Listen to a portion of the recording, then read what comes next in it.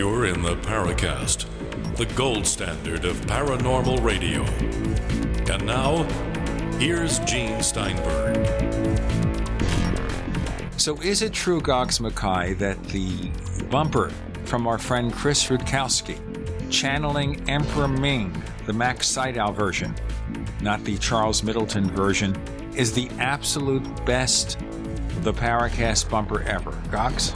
Well, there have certainly been many good bumpers over the years, and I would definitely say I think it was the longest. In fact, I was just expecting you to cut him off because it was going on too long, but he did manage to rein himself in a bit. But yeah, it's got to be in the top three anyway. There is a photo in the Paracast forums at forum.theparacast.com where Chris is portraying Emperor Ming in a radio play, but he's wearing the outfit. Where did he get the outfit from? I don't know, maybe from a costume rental or something like that. But understand here, we're dealing with two types of Emperor Ming. We have the original, and I still think the best was a character actor named Charles Middleton in the Flash Gordon movie serials from the 1930s. I expect you can find him somewhere. And the production value is very primitive, but it's the 1930s. And Flash Gordon, of course, was played by Buster Crabbe, if anyone remembers or cares. Then there was a remake, and I think the guy who played Flash Gordon was Sam Jones, and the theme music came from Queen and David Bowie. Mm-hmm. So that's all the trivia we need. Well, the original, those Flash Gordon serials, of course, are available on DVD. I have a collection of them with the Middleton Ming. Yeah, Max von Sydow's Ming in the Sam Jones version was pretty good, too. You know what? I preferred those old black and white ones because they totally had the feel of, remember the Rocket Man show? Uh-huh. The guy just had like a rocket pack on his back and he would fly about the sky and the controls were on his belt buckle. It just had the same feel as that, and I loved that as a kid. Well, the movie that introduced the Rocket Man was King of the Rocket Men, and it was from Republic Pictures in the late 40s. And that was the predecessor to Commando Cody, who also wore that rocket suit. But the spaceships they used employed the same special effects that Universal used for the Flash Gordon serials. Oh, with the rocket on a string and the sparkers coming out of the back? Yes. That was awesome stuff. I love it. You know, my disbelief was certainly suspended, and I just got right into it. Obviously, as a kid, you don't pick apart the faults with special effects so much, but it just had an atmosphere that I really liked. I even liked the first Superman serials, TV serials, with that guy George something. What was his name? George Reeve. Yes. But that's not the first one. The original serials occurred in the 1940s, and the actor's name was Kirk Allen. The problem is that Columbia Pictures used such a low budget they didn't actually show flying scenes. They simply made a cartoon of Superman flying. And it really, really looked bad. I can imagine. The woman who played Lois Lane in those serials, Noel Neal, later took on the role for the TV series with George Reeves. I think the flying scenes were hit or miss, but remember, in those days, there were no production values for shows like that. The budgets are very low. But before we go on, if you want to look at good flying scenes, rent a copy of The Adventures of Captain Marvel from 1941, starring Tom Tyler as Captain Marvel. And there you'll see some pretty good flying scenes. I mean, they were done with models, in addition to having him on a wire. But a lot of that technology was not exceeded in flying scenes until Superman the movie in 1978. Yeah. And remember how spectacular that was when that first came out, because no one had done the flying stuff that good. I mean, just having him on the cables, like now, you know, the younger people, they go, big deal. You know, people do that in high school plays now. But back then, when they were using that crane to lift and lower Christopher Reeve, and it was like, wow, this is the most realistic Superman we've ever seen. And I mean, that was something. That 78 movie, that was something when it came out. You know what, Walter? I remember actually when Superman came out, there were TV programs and the news over here in the UK, and one of their stories would be how did they make Superman fly in the movie? People were talking about it so much. There was even, that would be a news item on its own. How did they make him fly? And they would always say, leave it for the end of the show to keep you, the cliffhanger. And people really freaked out about it because it was great for the time. A bit like Star Wars, it was just so great for the time. And those were the days still when you guys probably remember this. I remember when I went to see Superman the movie in '78, I got a program. I mean, I got like a full color, it was like a 10-page program about the movie. And I mean, they would hand things out like that in those days. And but I think one of the appeals, Gene, about the reason why we appreciate the 30s serial more in Flash Gordon more than, say, and don't get me wrong, I enjoy the hell out of the 1980 Flash Gordon with Sam Jones. It has its own appeal and its own charms. But the reason we still prefer those serials is the same reason if you're really into independent film, what it is you're appreciating the effort. The Sam Jones, Max von Sydow 1980 Flash Gordon, it was a bit, I mean, it was for fun, but it was much more tongue-in-cheek than those serials. They were, believe it or not, when you watch those, I mean, they're playing those serials more straight than the 1980 with the big colorful budget. And that's the point right there. They were played straight. Now, if you're looking at old movie serials like the Republic serials, Radar Men from the Moon. Yes, the villain is played, or at least one of the villains, is played by Leonard Nimoy. Oh, yes.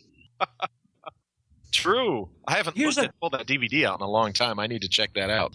Yeah, here's a question. Do you guys know who invented the green screen special effects, and when did it start? Which year did that first come out in the movies, Well, the green was the advanced version of the blue screen. Do you mean when did they start doing that color screen?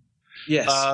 My understanding is the blue screen had started by the 1970s, the Superman Star Wars era.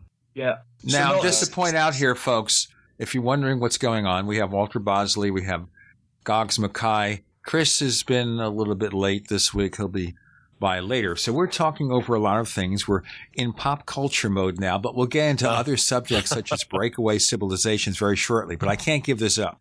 Now, if you want to see some pretty good flying scenes, by the way, the thing I noticed here between Superman 1978 and, say, Man of Steel is then when he took off, it was like gradual. He gradually rises into the sky. But when you had Superman in Man of Steel, he soared, and you heard the sonic booms. Yeah. And a similar philosophy is shown if you see the leaked pilot for the CBS series Supergirl. Again, I think the flying scenes there are just about as good as the movie, and we're talking about a TV show. Don't know if you've seen it. Not yet. Not yet. I will definitely check that out. Jupiter Ascending, that's a modern film, of course, but it had great flying scenes, just in terms of, going from somebody on the ground, definitely an actor in real film, and then it was very seamless into the CGI in the sky. Who's the guy? He did that. Channing Tatum? Yes, Channing Tatum, yeah. I saw that one. You're right. Those flying sequences were pretty decent. Those were pretty good. It's there's a trend right now, guys, where there are filmmakers that are insisting on going back to what's called practical or the physical effects. And J.J. Abrams apparently has done this on a big scale with the return of Star Wars, where he built a life-size Millennium Falcon set, and he's where for a while, the last 15 years especially, they've been doing this all CGI. I mean, everything they could do CGI they would, and not with the greatest results.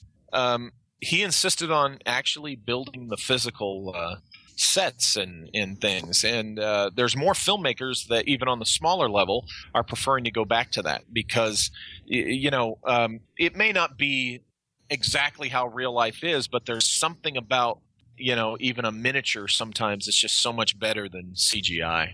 We have Walter Bosley, we have Goggs Mackay. Chris O'Brien will be back very shortly.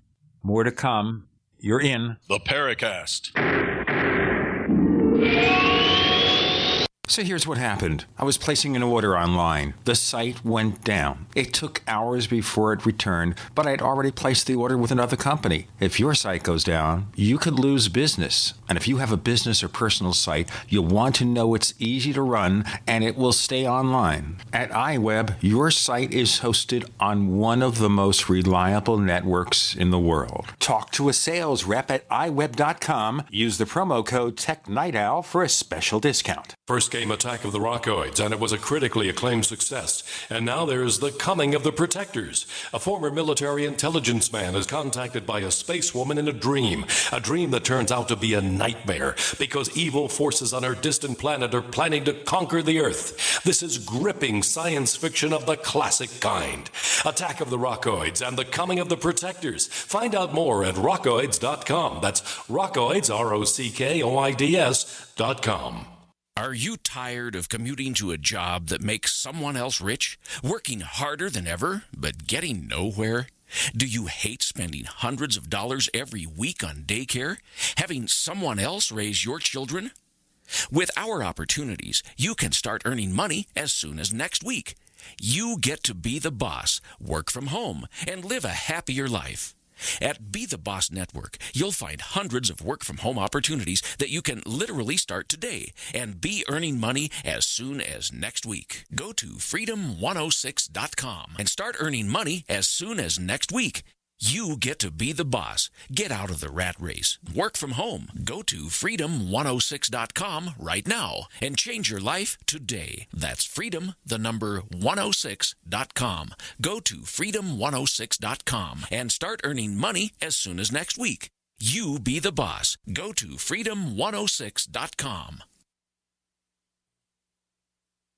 Hi, this is Ted Anderson. Have you ever wondered why banks, stockbrokers, investment advisors won't talk about gold IRAs? They've been available since 1986, yet the financial industry won't recognize the value of gold for your retirement. Gold has outperformed paper investments, yet no word about IRAs. If you would like to have gold for your retirement, call 800-686-2237. Don't get left behind by rising inflation and low returns. Call 800-686-2237. Secure your future and call 1-800-686-2237. Thousands of people seeking home security get ripped off every day, and the home security industry wants you to believe that's your only option. They've got hordes of salesmen out there trying to scare you into signing one of their long-term contracts. You get stuck writing huge checks month after month with no way out. It's robbery by contract, and it can cost you thousands. But there's a better way to protect your home. Simply Safe Home Security. Simply Safe has no contracts. None. You'll get award-winning 24/7 protection. Security professionals watching over your home, ready to instantly send police to the rescue for just $14.99 per month. That's less than half what most companies charge. Protect your home the smart way. Visit simplysafedefense.com today for an exclusive 10% offer and get a free keychain remote worth $25. Only when you go to simplysafedefense.com. simplysafedefense.com.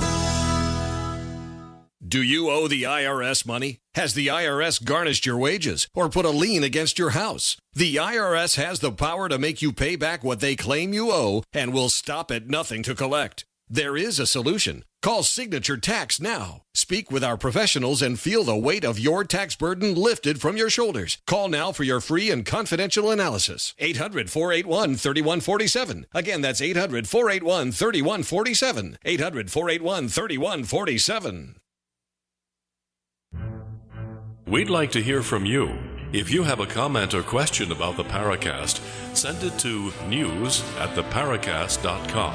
That's news@theparacast.com.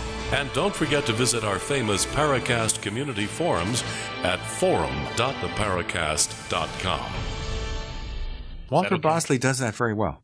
Oh, Thank you. Thank you very much. On the Paracast this week, we have a big agenda to talk about. We're starting with pop culture because I just think we have to consider the various subjects with which we deal and as they relate to pop culture, like I've mentioned many times in the past. For example, The Day the Earth Stood Still, not the lousy remake with Keanu Reeves, but the original with Michael Rennie as Klaatu, influenced a lot of the early Contact claims. The handsome, tall alien with a silver uniform comes here to warn the Earth of its folly. Of course, the difference is with the contactees, we had to become one with the Space Brothers.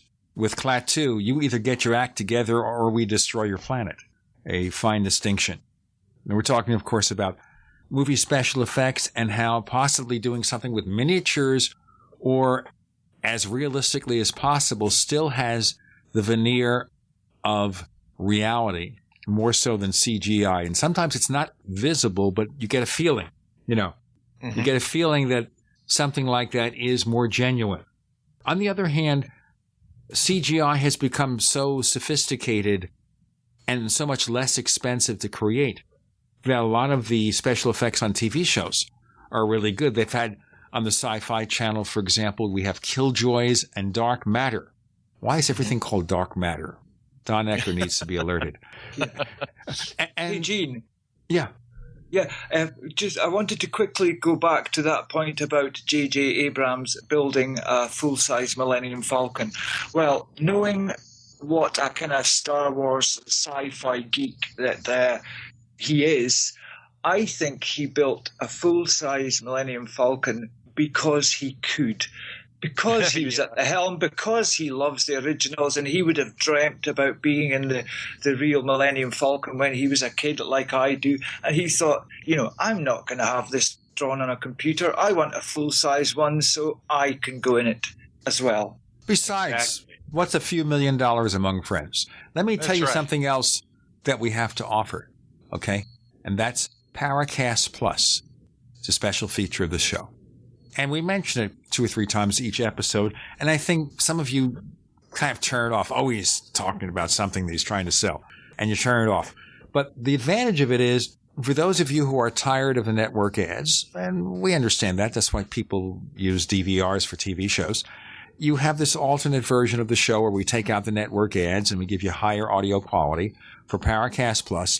And we have a second radio show called After the Paracast, where we talk shop, we have special guests, we sometimes continue discussions that start on the Paracast.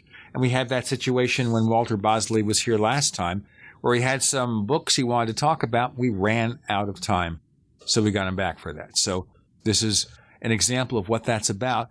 And to induce you to subscribe at plus.theparacast.com, we've been offering a copy of Stalking the Tricksters from Chris O'Brien, the ebook version, for those of you who sign up for a year. I'm going to put in a sweetener now. We also offer a 5-year membership. So if you subscribe for 5 years to the Paracast Plus, you don't just get Stalking the Tricksters. We're going to give you another book from Chris that he's been offering for people who subscribe to our newsletter, and that is Secrets of the Mysterious Valley. 2 books for 5 years. Plus.theparacast.com. Let's get back with our guests, talking about pop culture, about special effects and everything.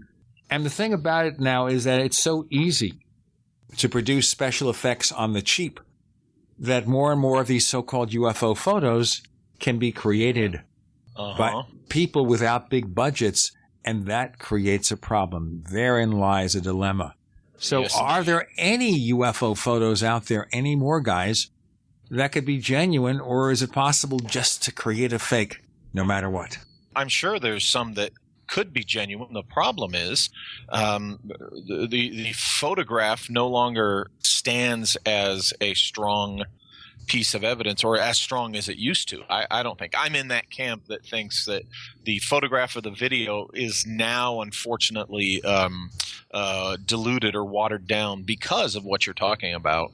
Now you have to get into who originated it, who generated it, where is it coming from, can we get an expert in here to analyze it? Now, whereas before it was like, hey, get a photo, get it on film. Well, now you just, because of this, that's not as strong anymore. I think also, Gene, that in the past, when it was analog, people on holiday, or even just people into photography, they were carrying real cameras around with decent lenses on them sometimes. But most people, even for their holiday snaps now, they're taking them on their mobile phone. And even though the number of pixels, the kind of image quality is quite good in that respect, they're not good for taking photographs of small objects at a distance in the sky. And this can be shown by just try to take a photo of a jet, maybe at 20,000 feet or so. It's terrible. And, so right. There are far less kind of analog cameras on the go now. And I think this is, people often make the point that there are so many cameras in the hands of people all the time now. Why are we not flooded with great UFO photos? Well, part of the reason is these people are constantly looking down, texting. They're not looking at the sky. And even if they were, camera phones are terrible for taking photos at a distance of small objects. Well, the other issue you have to consider is that it's harder to hold them steady because a camera is designed to fit and to be held on your face and you can steady it better. A smartphone is kind of an awkward way to do it. Now, it's true that some smartphones like the iPhone 6 Plus have optical image stabilization that helps. And it's also, we have some smartphone cameras with loads and loads of megapixels. That helps, but not completely. Right. And then there's the issue that I think, Gene, we were talking about with Greg here. I'm pretty sure it was here on the Paracast where, if it is a legitimate object, there might be something on board that is messing with the digital visual recording of it. It might be emitting some type of signal. And, if you add that factor in, if we're taking the leap in what we're talking about here, that makes it even more difficult to capture these things. So, between the limits of the camera and what might be on the thing to mask it, trying to capture a legitimate one or anything, just isn't the thing like it used to be. I think many of us agree that the UFO phenomenon it's always been up to the UFOs or their occupants or wherever they come from. It's always been up to them how much they allow us to be seen, them to be seen. And I wonder now if, with them being probably aware that there maybe are more cameras around, even if they're smartphone cameras, I wonder if they are even allowing themselves to be seen even less because they're aware of it. Let's do the definition of breakaway civilization on the other side. With Walter Bosley, Goggs Mackay, you're in the Paracast.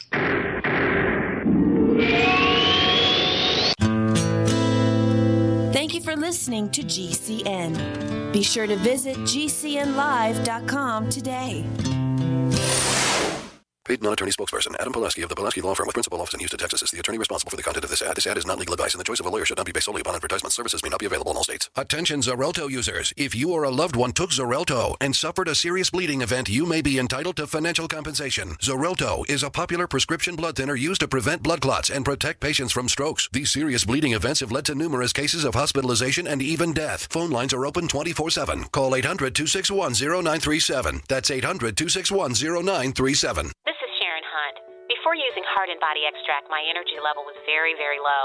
I could only walk a few feet and then would have to sit down.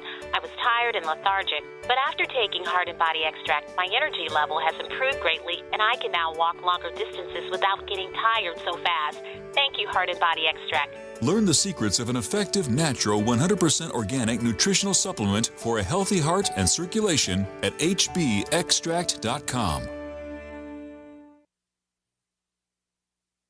Hi, Peter Vaccaro for ParanormalDate.com. Are you looking for love in all the wrong places? Now you have a chance to change that by signing up for free at ParanormalDate.com. This incredible dating site puts people of like minds together. People who are interested in the strange, the unusual, mysteries, ghosts, UFOs, and the afterlife, and so much more. ParanormalDate.com was developed for you, people seeking a viable alternative to the other dating services. You can join for free by going to ParanormalDate.com, and if you decide you like it and want to connect with people, use the code GEORGE for a substantial discount. Mark Rawlings, president of ParanormalDate.com, says so many people hunger to share their experiences about the paranormal, the unexplainable, or the afterlife, and so much more, and this is the source for them to meet and share that common interest. So sign up for free at ParanormalDate.com, ParanormalDate.com, and use the code GEORGE if you decide to connect with someone you like. Okay, open your mouth and say ah. Ah. When your child has a sore throat, you need to know when to get help. The doctor recommended Say Ah Sore Throat Exam is your solution. The scientifically designed oral retractor offers a clear view of the throat, relaxing the tongue and minimizing gag reflex. Compare with a medical grade chart, website, and app. Then you'll know just what to tell your doctor. A wellness plan in your hands in minutes. Go to SAYAHHnow.com. SayAhNow.com. The new mainstay for every family's first aid kit. No! That's the sound your brain makes when you realize you're buying something and forgot the coupon. Online or in a store, knowing that you're missing a deal is the worst. You need the app from Retail Me Not right now. Get thousands of coupons from 50,000 stores like Kohl's, Domino's, Best Buy, and more with crazy deals like 60% off, free shipping, and free gifts with purchase. You can get a text invite to download the Retail Me Not app 100% free right now for Apple or Android. Just text the code UPDATE to 42767. Then just show your phone at checkout to save. It literally couldn't be easier. It's 2015. Keep your coupons in your phone. Stop what you're doing and text UPDATE to 42767. Listeners will get a text with a link to download it 100% free. Never forget another coupon again. Text the code UPDATE to 42767 right now. That's UPDATE to 42767. Message and data rates may apply. For terms and privacy, visit retailmenot.com. Owe $10,000 or more to the IRS? Get on board with the Tax Admiral. Don't pick on the IRS alone. I'll cut penalties and reduce your overall tax bill. Sometimes I can even get it zeroed out completely. We're an A-rated company helping people clean up their mess with the IRS. If you owe $10,000 or more, then call the Tax Admiral. Call 800-287-7180. Again, that's 800-287-7180. 800-287-7180. Hi, this is Don Ecker, and you are tuned into the Paracast. Let me tell you what, you're going to hear stuff here that you probably won't hear anywhere else. Hear that, George Snorri? Goggs Mackay, Walter Bosley, Chris O'Brien will be here later on. And we're now hitting the main topic of our discussion here. From pop culture to UFO photos to breakaway civilizations. Before we go on with that, Walter Bosley. Mm-hmm.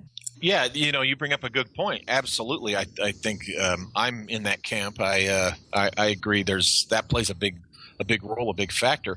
And think about this, especially if you're looking at something that is the product of a breakaway civilization, it's within their interests to mess with the imagery if by capturing what it really looks like, you might be able to find something that reveals the breakaway civilization origin of it as opposed to the mysterious extraterrestrial or other dimension. I wanted listeners, particularly those who are new to the show and haven't heard about this, what is your definition of the breakaway civilization?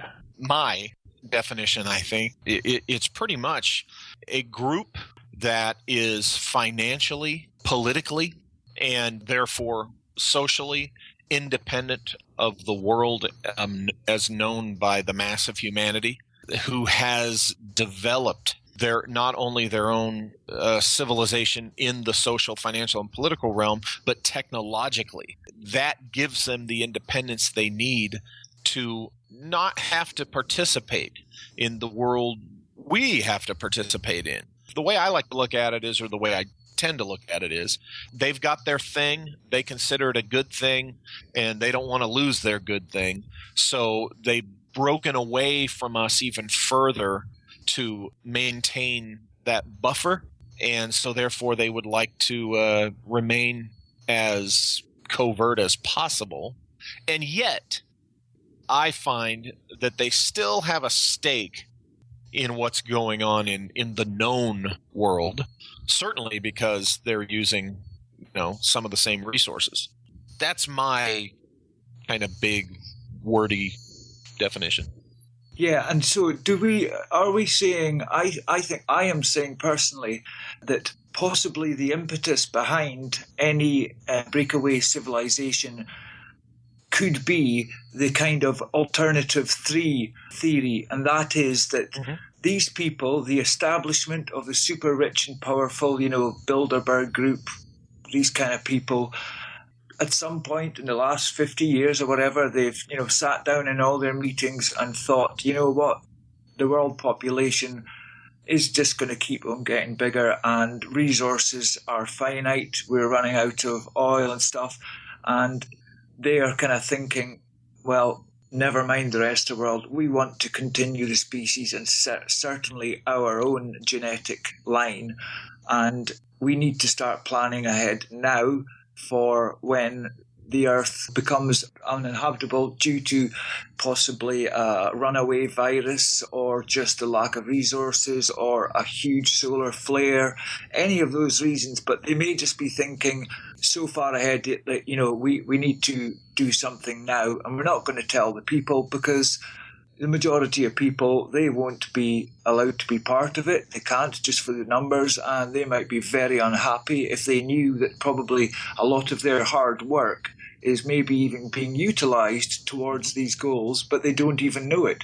And if I go back to the alternative 3 scenario, in that there are all these scientists and whatever, these people who are judged to have some kind of worth, and they are being siphoned off, kind of disappeared, if you like, into this program, whilst the rest of us are not even allowed to know. Is there a breakaway civilization? I certainly think it's worthwhile to look at why these people might choose to create one. And I think that kind of alternative 3 scenario is probably the best reason. Now, guys, are you considering breakaway civilizations here in the same sense as Richard Dolan does? Yeah. Refresh my memory on specifically what... Okay, well, there is a breakawaycivilization.com website. Mm-hmm. And I'll read you the paragraph, okay? Okay. And you can tell me if you feel this theory works. The term breakaway civilization was coined by Richard Dolan after his exhaustive and expensive research into his books UFOs and the National Security State Volumes 1 and 2. He came to the realization that the deep, secretive black budget world had actually become a civilization of its own, with its own exotic technology, a different view of the cosmos, our place in it, and a different version of human history. This is a new avenue of research that will delve into the occult, secret societies, central banking, UFO secrecy, the military-industrial complex, and the secret space program comprising this breakaway civilization. Now, that sounds more all-encompassing than what you're talking about, Walter. Oh, no. Here's what I'm talking about, actually. In my view, there are, based on my research, in my analysis, there are 2 breakaway civilizations, and one of them absolutely encompasses all that you just described and what Goggs was talking about. The other one, I find, is much less involved in the occult and social engineering aspects. These are what I call the nuts and bolts guys, whose interest is just, we want to do our own thing, we want to get off planet, we want to, industrialize, and they're not so much into trying to get into controlling the mass of humanity through the banking and all these other things that you're talking about. But absolutely, their opposition, I believe these, I'm convinced that I don't like to use the word believe, I think that these 2 breakaway civilizations are in opposition to each other. Now, because humans, it's a normal human thing to want to divide. When people are in opposition, you want to say, okay, who are the good guys, who are the bad guys? It's not exactly, there's a gray area where that's concerned, because here's my view. The guys who are not the ones that, as Dolan describes them, that encompass all the occult and the social engineering and all the, the world banking stuff, the guys that are the nuts and bolts ones, it's not that they don't care about us so much that they're what you would call the traditional good guys, like in a serial. They just kind of want to do their own thing. But they're opposed to in my view, they're opposed to the tactics and the objectives of the ones who do want to be here controlling us, if this makes sense. And that's why they're kind of between the two, they're the better guys, the lesser of the two evils, you might say. This is my view based on my research. Well, let's look into this in more detail here. So just to clarify, both breakaway civilizations consist of normal human beings or whatever. Yes. Who have decided to do their own thing, to go off and do their own thing. So we think about some secret civilization like in Mount Shasta or something where some of these legends arose. Or maybe they live in the caves. And maybe this is what we call Deros and Tiros. Is that going too far? Yeah. Well, see, that plays a part in the ancient aspect of what's connected to all this. The way I see it is the ones that want to have a hand of control on us here, they live among us. And when I mean that, they're the ones who are the rich who live in the nice houses in Rhode Island and, the nice side of Manhattan. And, they live among us here on Earth. Now, naturally, they would have their access to off-planet stuff, but these would be the elite that Goggs mentioned and other people have pointed out. This breakaway that wants to control the world, so to speak. Now, superficially, then, let's clarify. Superficially, they seem to be regular people. Oh, absolutely, they are. They're human beings. You meet them on the street, you see them in the restaurant, but they've got this whole other side of their lives that's hidden from us. Yeah, that's the way I look at it. Yeah, they don't live in a secret place; they live here.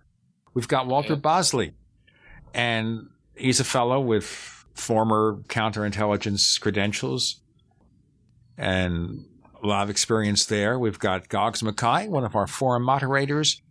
More to come. You're in the Paracast.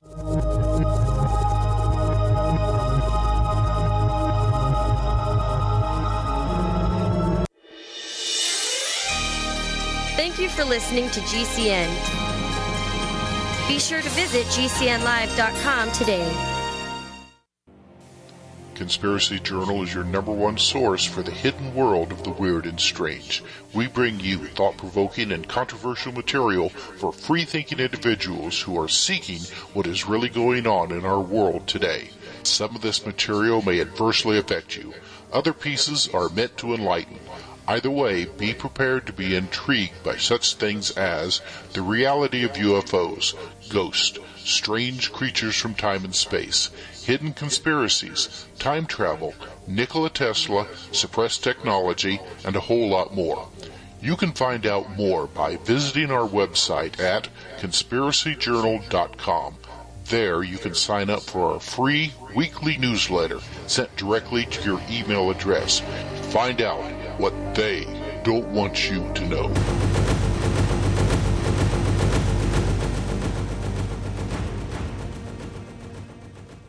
Are your Google search results killing you? Unflattering content in blogs, news articles, online reviews, social media, or other sources can jeopardize your reputation, your business, and your livelihood. Let Reputation.com help. Our patented technology will make the truth about you more visible while pushing down unwanted negative content. Improve your Google search results. Call Reputation.com at 1-800-831-0771 for a free consultation. That's 800-831-0771. We've been patiently waiting while you tried to ignore us, waiting while you acted like we didn't exist, waiting for our chance to be taken seriously. The wait is over. GCN is available 24/7 at GCNlive.com. Navigate through news from your favorite hosts and download archives of past shows. Download the app on your smartphone or tablet or visit GCNlive.com for instant access and live streaming. GCNlive.com, the future of talk radio, now at your fingertips. We the people. Healthy, organic, fresh fish, robust, mouth-watering vegetables, all from your home. It's called aquaponics. This brilliant, self-sustaining protein and veggie system is perfect for year-round growing. Know exactly where your food is coming from. Aquaponicssource.com is the one-stop shop for all your needs. Fish, fish food, plumbing, full systems, classes, and more. Learn to build your own system. Go to aquaponicssource.com for a free guide to aquaponics. That's aquaponicssource.com. Have you ever felt like the United States government knows way too much about your financial affairs? I continue to hear stories about property seizures, frozen bank accounts, confiscation of stocks and bonds. It makes me wonder if the U.S. citizen will ever again have the right to life, liberty, and the pursuit of happiness. Unfortunately, with the Drug and Money Laundering Act, the IRS Revenue Ruling 6045 of 1984, and the Trading with the Enemy Act and Franklin D. Roosevelt's Executive Order of 1933, some precious metal holdings are subject to government intervention. For this reason, Midas Resources has prepared a report explaining the boundaries of trading precious metals privately. Whether if you have any intention of trading with Midas Resources or not, I have instructed my representatives to give this report out free. Call for your free copy at 1-800-686-2237. When investing, always proceed with caution. Again, call 1-800-686-2237. Exercise your legal right to trade metals privately. 1-800-686-2237. This is Dan Pilla. Do you owe the IRS money you can't pay? Are tax debts crippling you? I've defended people from the IRS for over 30 years. I've helped thousands, and I can help you too. I wrote the book on IRS settlement, and I'm telling you, there's no such thing as a hopeless case. Call 800-34-NO-TAX to finally get free of IRS debt. With the IRS's new programs, there's never been a better time to solve your problem. Call 800-34-NO-TAX. That's 800-34-NO-TAX, or my website, danpilla.com.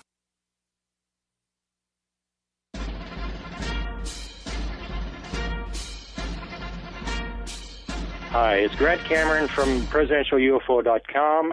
You're listening to the Paracast, the gold standard of paranormal radio.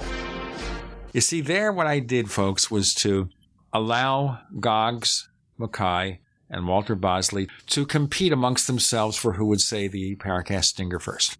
And maybe next time they'll say it so fast it'll be like these commercials they used to have years ago about Federal Express, where they actually hired an actor who could speak very fast. Yes. The Joe Seidelmeyer ads, I believe. He was the director of those, and he had a little bit of fame amongst filmmakers for a while there because they were so funny. Yeah. I tried to practice that, and I just stumbled all over myself. I mean, I took certain exercises to heart when I studied broadcasting. But there you go. Let's get back to our breakaway civilization discussions. We are talking about this is definitely to do with like having a secret space program. We are talking about that aspect. Absolutely. Yes. Okay. So it's a bit like the plot of the Bond movie Moonraker, is it not? Yeah, a bit. Just that kind of survival. Now, exactly. And of course, Ian Fleming. I'm not the only one to argue this. Childress and others have written about it, but Ian Fleming knew something about this. All right. So we know about all the things that were going on in the Bond novels and more exaggerated in the movies, which for the most part very superficially resemble the actual novels, if you ever read a James Bond novel. Now, the thing that interests me here is we have two types of breakaway civilizations. Do they fight each other? What happens? I think that when you hear, for instance, Joseph Farrell and others talking about a secret war going on in the cosmos and others talk about, there might be ships shooting at each other up there and stuff. Yes, I would say that they are involved in a conflict with each other. And then, of course, that leads to the possibility that, they might be each separately in a conflict with whoever's out there, or you could even take it as far as each one might be allied to opposing forces out there. I mean, it could be a whole sci-fi fantasy adventure scenario going on, but I think they do take their conflict seriously.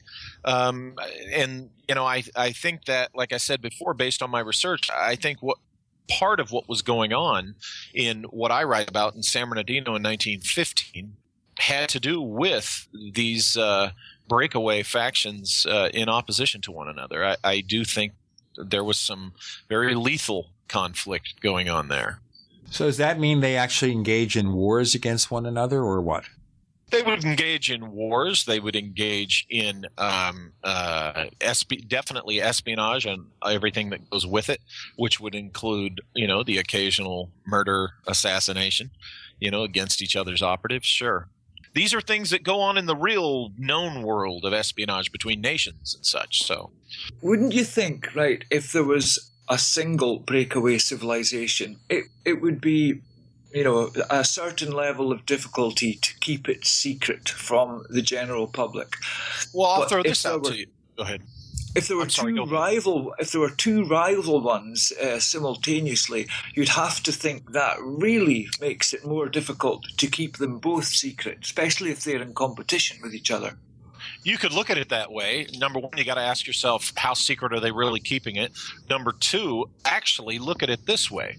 Let's say there was only one breakaway civilization, and let's say it is, by the evidence we could suggest that goes on in the world with the banking and the alleged occult stuff and the social engineering and the elitism.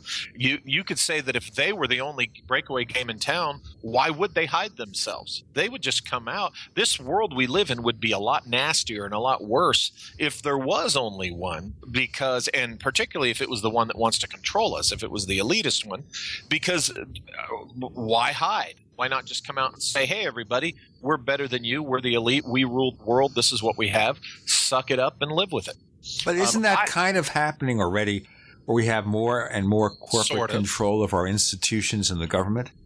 Yeah, but what I'm saying is it would be on steroids. It would be much more out in the open if they were the only game in town. This is why when I discuss with some other author researchers, they have a very cynical, pessimistic view. They go, oh, evil controls the world and there's nothing we can do about it. And I argue, hey, wait a minute.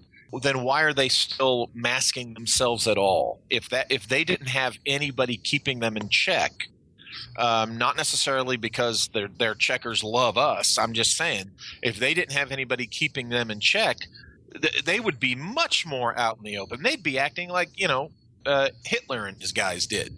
They wouldn't care.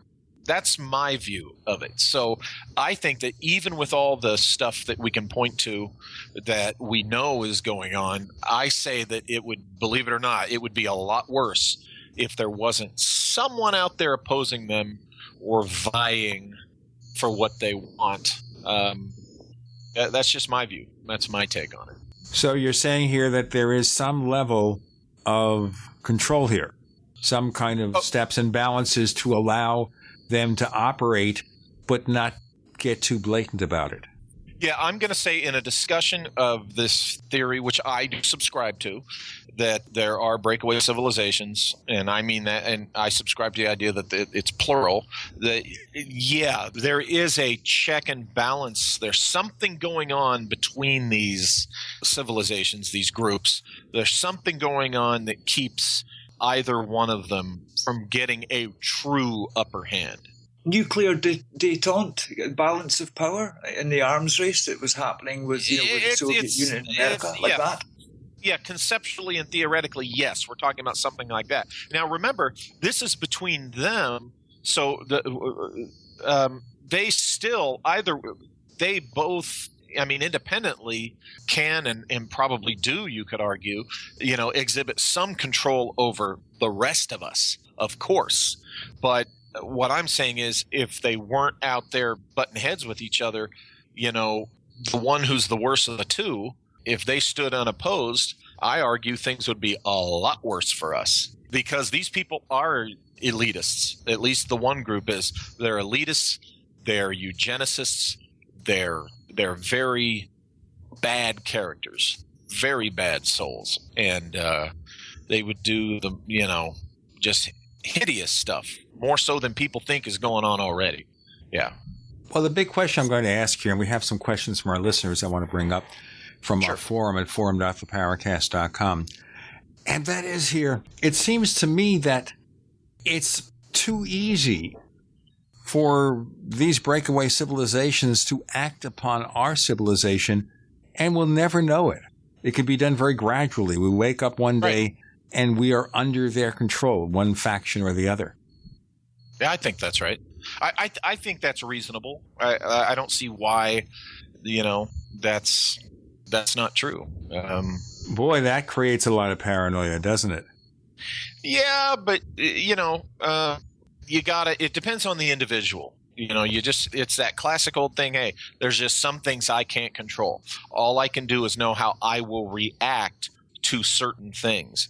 If A, then this is my reaction. If B, this is my reaction. If C, this is my reaction. And in the meantime, I'm going to live my life and keep my eyes and ears open without letting it drive me crazy. Because, this has been going on a lot longer than any of us have been alive. So that's a good point there. When did it all start? I would say that the specific breakaway organizations that we're talking about today, in my opinion, based on my research, the one faction was already forming by the early mid-19th century, and the other faction, the guys that I consider the nuts and bolts, just kind of want to get out there and industrialize and go their own way, I think they broke off. They broke off from what was forming around the time right after our Civil War. So the 1870s is when they kind of started doing their own thing. And they were most likely Americans and probably, certain Europeans and such. But that's what I think. I think they date back to the ones we're talking about today, in my opinion, date back to the 19th century. I'm going to ask whether that's the source of those airships from the 1890s. We'll do that in our next segment. Want to remind you to please check out plus.theparacast.com for the Paracast Plus. And if you subscribe for a year or 5 years, you get free books too. How about that? Check for details. Plus.theparacast.com. So today, we're joined by Walter Bosley, who has counterintelligence credentials. And we're joined by Goggs Mackay, who has credentials we do not want to recognize because they're top secret. No, I'm kidding. Goggs and Walter, you're in. The Paracast. The Paracast.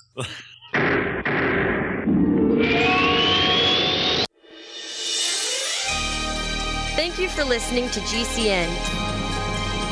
Be sure to visit GCNlive.com today.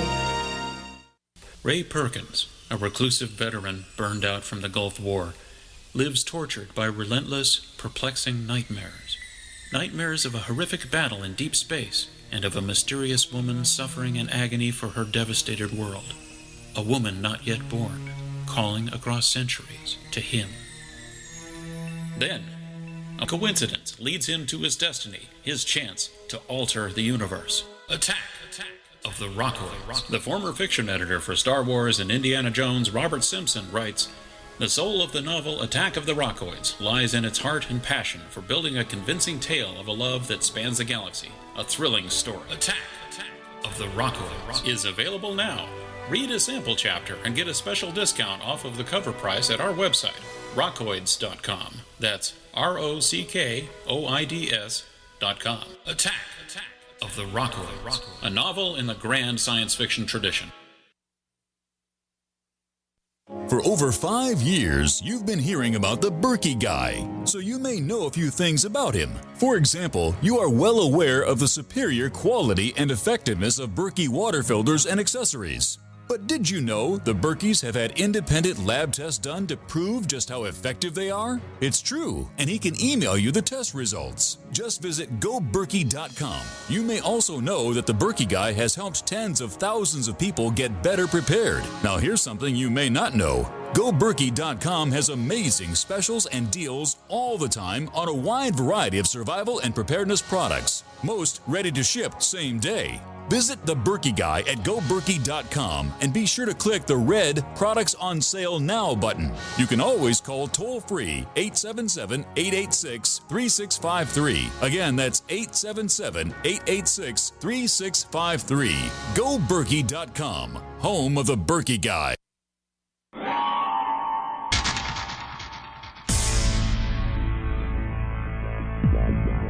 Welcome back to the Paracast, the gold standard of paranormal radio. And now, here's Gene Steinberg.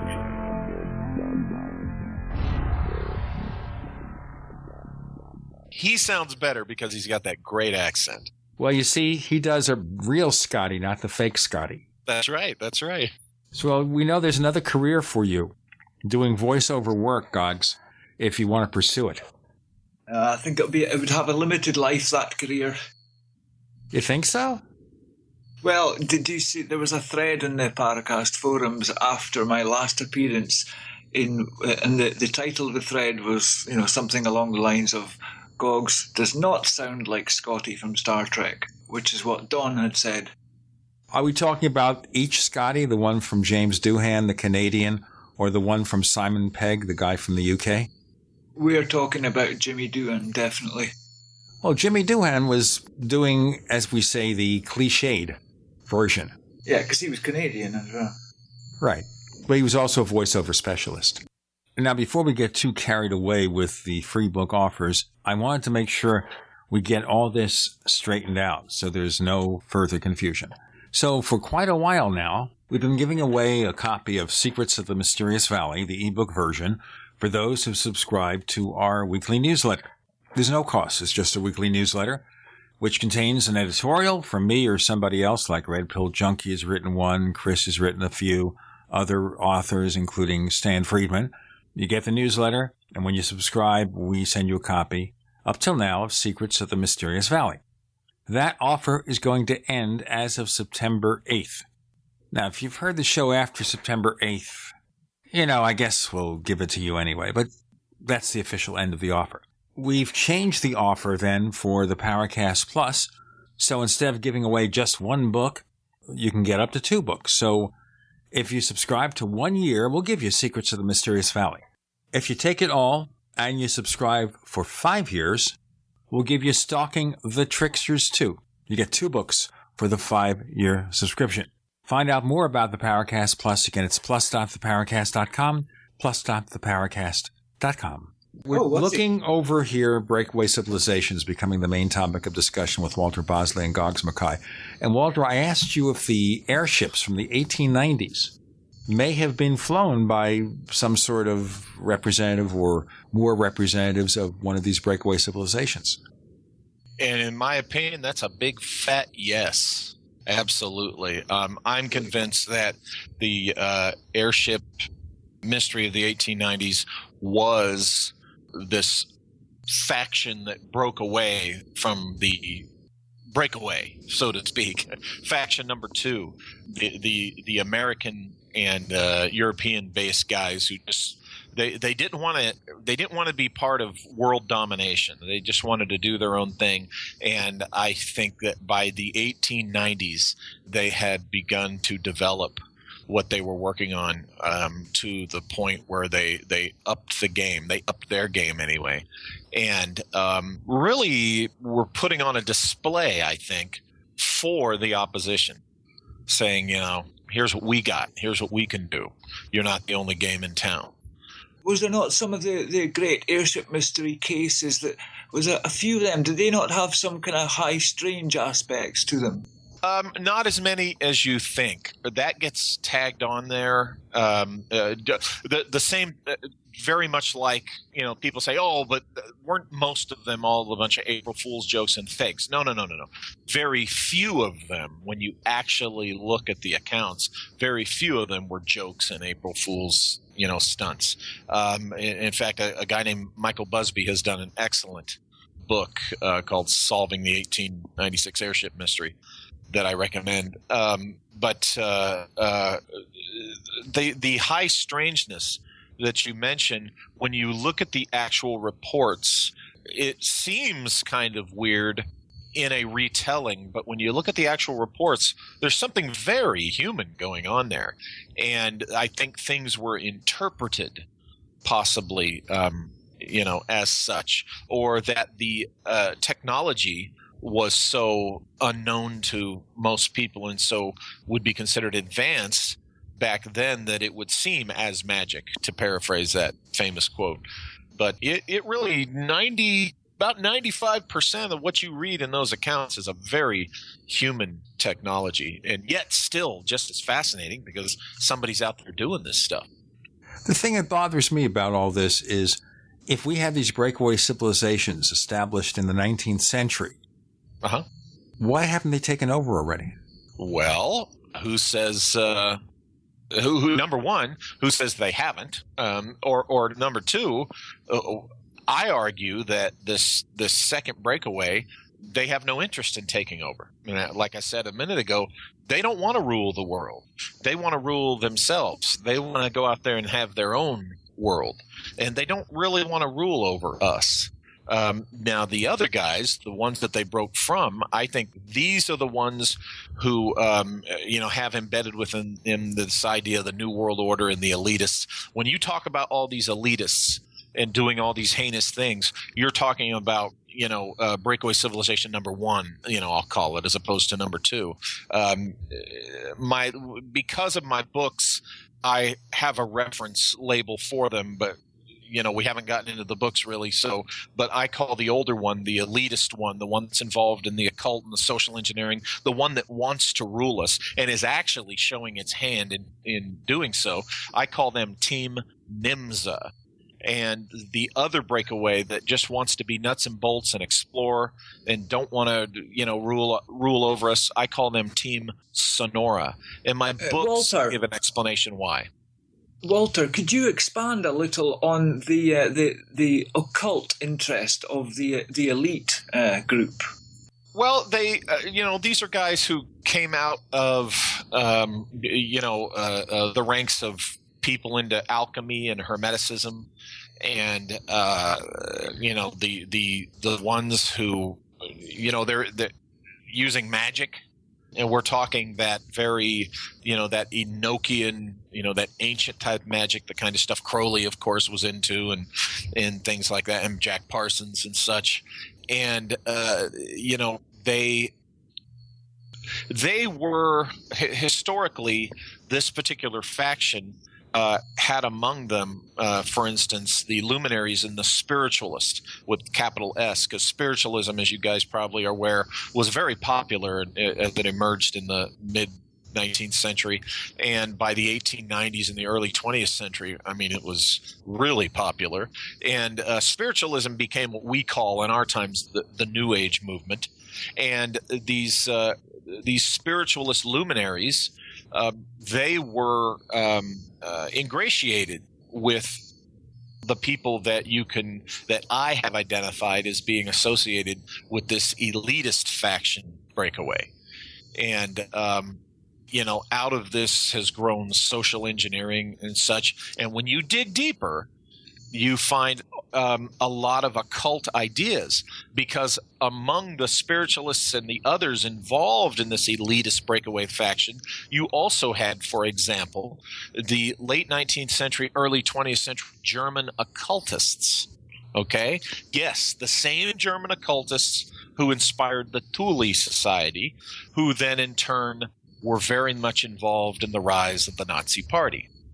So we are talking that milieu, that whole European mystic occult milieu. And part of that was a desire to reach out to other entities, other worldly civilizations or beings. I would look to Peter Levenda's The Dark Lord for a good overview of some of that stuff, but certainly, he's not the only one to have written about this. But these kinds of things were very important to the kind of people that were also involved in the, allegedly involved in the airship mystery, like John Keeley.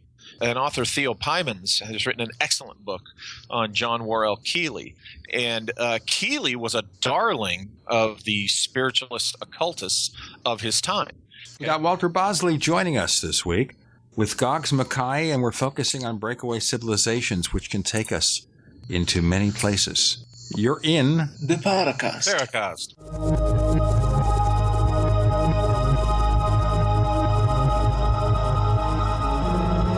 Do you need a website? Well, you can get a great deal on hosting services with Namecheap's legendary coupon code. They're offering substantial hosting discounts on shared hosting, business hosting, VPS hosting, reseller hosting, and even dedicated servers. Namecheap is preferred by millions. It's backed by a money-back guarantee. Use the coupon code LEGENDARY to cash in on the special deal at Namecheap.com, Namecheap.com. First came Attack of the Rockoids, and it was a critically acclaimed success. And now there's The Coming of the Protectors. A former military intelligence man is contacted by a space woman in a dream that turns out to be a nightmare because evil forces on our distant planet are planning to conquer the Earth. This is gripping science fiction of the classic kind.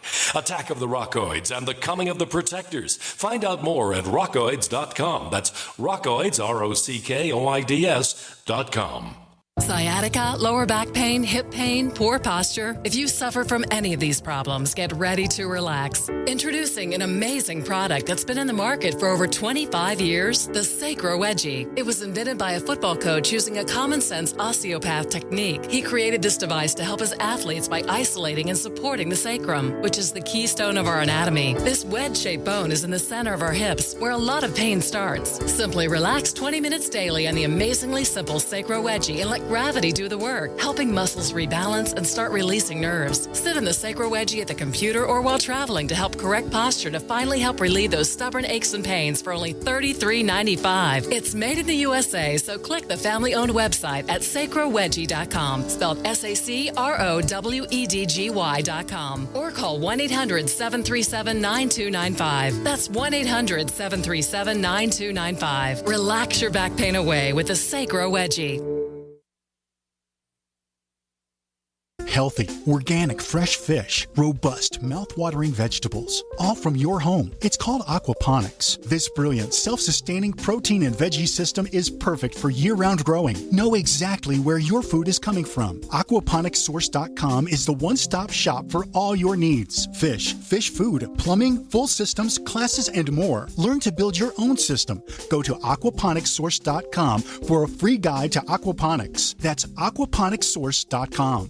Don't complain about your cable bill going up and up and up. Do something about it. Grab a pencil and jot down this special number, 1-855-905-MY-TV. The more cable TV rates go up, the better digital satellite TV looks. Say goodbye to the cable guy and get more of your favorite channels in 100% digital quality for less money. Call 1-855-905-MY-TV. Sign up for packages starting as low as $19.99, and there's no equipment to buy. You get free HD TV upgrade, a free DVR upgrade, and free professional installation. You control what you watch when you watch it. Record your favorite shows, pause and rewind live TV, even skip the commercials. Watch local channels too. At just $19.99, what are you waiting for? Pull out your major credit or debit card. Call 1-855-905-MY-TV. 1-855-905-MY-TV. Say goodbye to the cable guy. Cut costs and get more. 1-855-905-MY-TV. 1-855-905-MY-TV.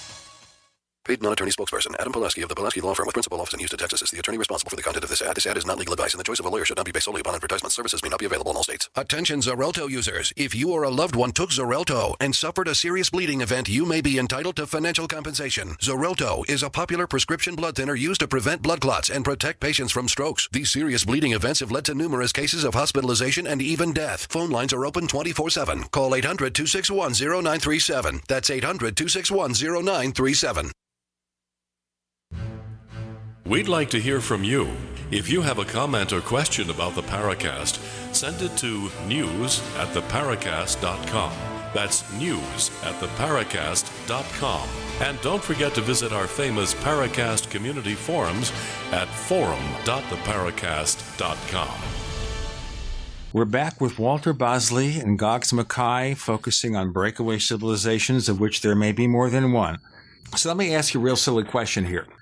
Would someone like a Donald Trump be a potential representative of the breakaway civilization here to take over? Or is it a big joke? I think that the actual guys are a little bit more low-key. I don't think it's a big joke. I think he's very serious about, what he's pursuing. But in my opinion, I don't think he'd be a good representative for either one because, just his personality and his nature. He's a loose cannon. Yes, he would be definitely, I think, in their circles on either side. Both sides of the opposition, the conflict. I think they're looking for people a little more low-key. So what kind of absolute numbers are we talking about in either of these breakaway groups? What do you mean by numbers? Oh, how many people? Who knows? I mean, you need people at the top. In my opinion, I think what I call Team NIMSA, the older one, the one that does involve occult and elitist ideas. I think there's in numbers in our world more of them. And that might be just simply because they've been around longer. And because of their interest that they want to rule this world. So really, technically, this is their world. I think the other guys can take them on power-wise, and that's how they maintain their independence, so to speak, their personal sovereignty. So they don't necessarily need numbers to reflect their strength or anything like that. So I would say that the older one, the one that's interested in controlling this world, I'd say there's more. They have a larger population in individual numbers, but remember, the thing that I think theoretically that gives them, what they are, that allows them to be what they are, is how many people of power, how many people of resource. That's what counts. So, I mean, if breakaway number 2, Team Sonora, I call them, if they only need 5 guys at the top that can provide them, the resources, then it doesn't matter if the other guys have 10, as long as they're able to match or exceed, the numbers don't matter. Well, one of the things here that possibly allows someone or something like this to take hold is that most people don't believe it. I mean, if you told the average person, well, there's a breakaway civilization consisting of rich people or the military-industrial complex or occult sympathizers, whatever, no one's going to believe them. Oh, we're just a bunch of wackos. And that's what they count on, and that's what they're able to bank on. And that's reasonable. I totally get why. I mean, there's people that are going to hear this and say, oh, there's Bosley again. He's so full of crap. I'm not buying any of this. And I get that. I totally get that. Like I say, it's just my personal, opinion and position. I'm in the camp that says, yeah, I think this is going on. I've been convinced that something very close to what I think what I'm describing here is going on. Now, let me ask you a quick question here before we go on. You've written several books covering a variety of subjects. If we wanted to get some of your stuff in writing about breakaway civilizations, which books would you recommend? My best stuff where I venture into breakaway territory is where I venture into breakaway civilization territory in my work is in my Empire of the Wheel trilogy, specifically Empire of the Wheel 2, Friends from Sonora. I detail some of the 19th century German background with the older group and explain the 2 factions I was talking about earlier. And in Empire of the Wheel 3, the nameless ones, where I talk about the NIMSA, NYMZA, the NIMSA stuff, that gets into a little bit more of the breakaway civilization stuff. And then also my latest book, Secret Missions 2, The Lost Expedition of Sir Richard Francis Burton, gets into some peripheral breakaway issues. What I'm trying to do is put together a big picture, and my books give pieces of that puzzle, of what my big picture is, in my personal opinion and theory. All right. But the other question I would have before we go on to some other possibilities here is, it's a fascinating theory, breakaway civilizations. Uh-huh. And there are reasons to think it's really happening. But can we prove it? Right now, as such, no, not really. I think all we can do is present what we have and what we think is the strongest evidence and let people decide for themselves. I don't think right now it's provable. Well, you've never been contacted by anyone saying, hey, shh. Not. No, I've never been contacted by anyone told to stop talking. Now, we point out here, for those who don't know his credentials, he's a former AFOSI agent and a former FBI counterintelligence specialist. So one thinks you'd be the kind of guy who get down and dirty with some of this stuff, right? Well, coming from 18 years in various aspects of the intelligence community, there's certain things that, there's certain tactics that someone like me would recognize. There's a certain just ways of operating. There's certain things that you would recognize, but it's not necessarily the thing that's going to uncover the smoking gun all the time. It's just, you see it a little bit clearer than the average person. But, the average person, all I'd have to do is say, here's my perspective, here's the things I know, and they can easily, because it's not rocket science, they could easily comprehend it and go, oh, okay, yeah, now I see this in a little bit bigger and a little bit clearer picture like you do. So, that's really, that's really where that comes in handy, if that makes sense.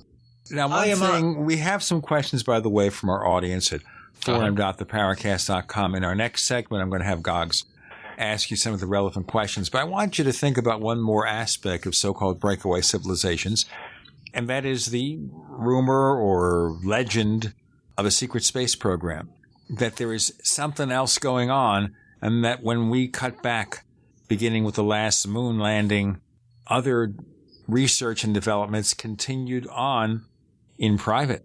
So as we break, why not consider some of the possibilities here? If there's a secret space program, does that mean that we continue to explore the moon after the official landings were over? Do we have a base there? Do we send spaceships back and forth, bringing supplies? That requires something a little more advanced than what we had back in the 1970s. What about Mars? Have we actually sent humans to Mars? Not just space probes, and we make a big deal about the space probes, but is it at all possible that we have sent humans to Mars, one-way trips or otherwise? So many possibilities. Walter Bosley, Goggs Mackay. Chris will join us later. You're in the Paracast. Thank you for listening to GCN. Visit GCNlive.com today. Do you owe the IRS money? Has the IRS garnished your wages or put a lien against your house? The IRS has the power to make you pay back what they claim you owe and will stop at nothing to collect. There is a solution. Call Signature Tax now. Speak with our professionals and feel the weight of your tax burden lifted from your shoulders. Call now for your free and confidential analysis. 800-481-3147. Again, that's 800-481-3147. 800-481-3147. The human body is more than 60% water. Your brain and muscles are 75% water. And your blood is 92% water. Water's vital to your body, and alkalizing your water is the key to keep it running at its best. AlkaVision Plasma pH drops keep your entire body healthy, boosts energy, promotes weight loss, and even fights cancer. Call 800-518-7615 or go to alkavision.com to find out more. That's ALKAvision.com. That's the sound your brain makes when you realize you're buying something and forgot the coupon. Online or in a store, knowing that you're missing a deal is the worst. You need the app from Retail Me Not right now. Get thousands of coupons from 50,000 stores like Kohl's, Domino's, Best Buy, and more with crazy deals like 60% off, free shipping, and free gifts with purchase. You can get a text invite to download the Retail Me Not app 100% free right now for Apple or Android. Just text the code UPDATE to 42767. Then just show your phone at checkout to save. It literally couldn't be easier. It's 2015. Keep your coupons in your phone. Stop what you're doing and text UPDATE to 42767. Listeners will get a text with a link to download it 100% free. Never forget another coupon again. Text the code UPDATE to 42767 right now. That's Update to 42767. Message and data rates may apply. For terms and privacy, visit retailmenot.com. Owe $10,000 or more to the IRS? Get on board with the Tax Admiral. Don't pick on the IRS alone. I'll cut penalties and reduce your overall tax bill. Sometimes I can even get it zeroed out completely. We're an A-rated company helping people clean up their mess with the IRS. If you owe $10,000 or more, then call the Tax Admiral. Call 800-287-7180. Again, that's 800-287-7180. 800-287-7180. Did you know that drinking pure, high alkaline water is one of the most important factors in maintaining high energy and vibrant health? Most experts agree that the water you drink should be at a pH level of 8 or higher. AlkaVision Plasma pH Drops, available only at alkavision.com, combine a unique formula of only the most alkaline minerals. AlkaVision Plasma pH Drops alkalize your water, ridding the body of harmful toxins, and helps you regain health and energy. Alkalizing your water by simply adding 10 drops of AlkaVision Plasma pH Drops helps the body rid itself of acidic waste, increases oxygen content, and raises the pH of your body to healthy levels. And bacteria and viruses cannot survive in an alkaline high pH environment. Order your bottle of AlkaVision Plasma pH Drops for only $29.95 at alkavision.com. That's ALKAvision.com. Or call 269-409-1776. 269-409-1776. Alkalize your body. Supercharge your health at alkavision.com today. I am a 47-year-old female and had a heart attack in 2005. This is Alice from New Jersey. I still get angina, even with 4 stents. I was taking nitro 2 or 3 times a week. The very first day after taking Heart and Body Extract, the chest pain was gone. Now I don't wear a nitro patch. Learn the secrets of an effective, natural, 100% organic nutritional supplement for a healthy heart and circulation at hbextract.com.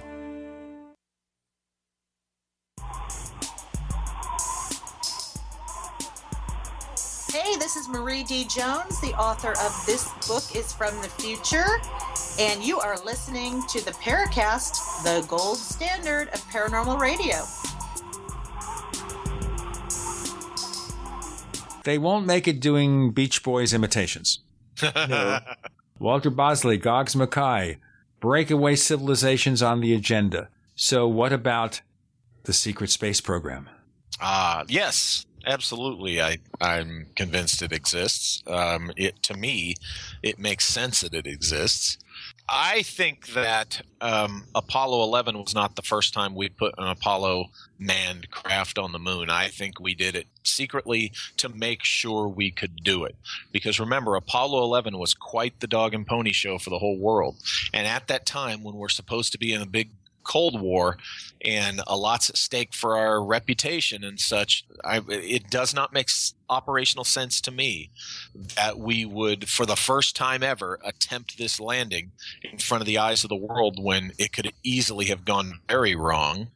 And our first attempt, we could have killed those guys up there. I think that we did it secretly, the same technology, the same Apollo lander, the whole thing. I think we did it secretly first to make sure it would and could work before we did Apollo 11. Now, that's not to say that the Apollo 11 mission or any of those other Apollo missions were not as courageous and intrepid and as risky as they were. Of course, every single one of them was a risk. Every single one of them was just an incredible act of courage for those 3 guys in each case to do that. So you don't believe in the theories that some of these moon landings were faked? There's your answer right there, that the moon landings were fake. I'm sorry, that's nice, but it's fun for some people to talk about that. But there's no way in hell those moon landings, no. I'm not of that theory. So therefore, Apollo 11 was really Apollo 11A.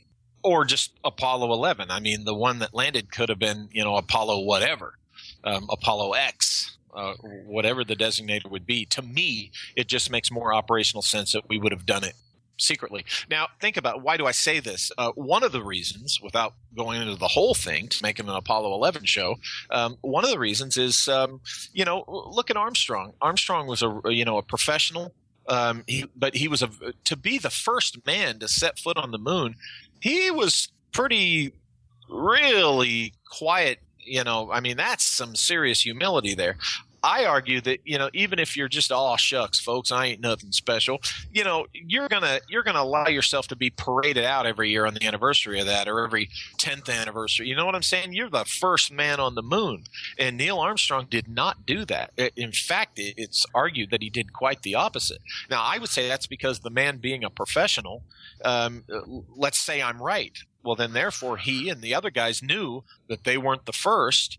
So, it's like, hey, don't traipse me around. Don't parade me around when you guys know, I wasn't the first. Again, that does not take away from the accomplishment. That's just what I throw out there for something to consider. Okay. Somebody might have a completely different view.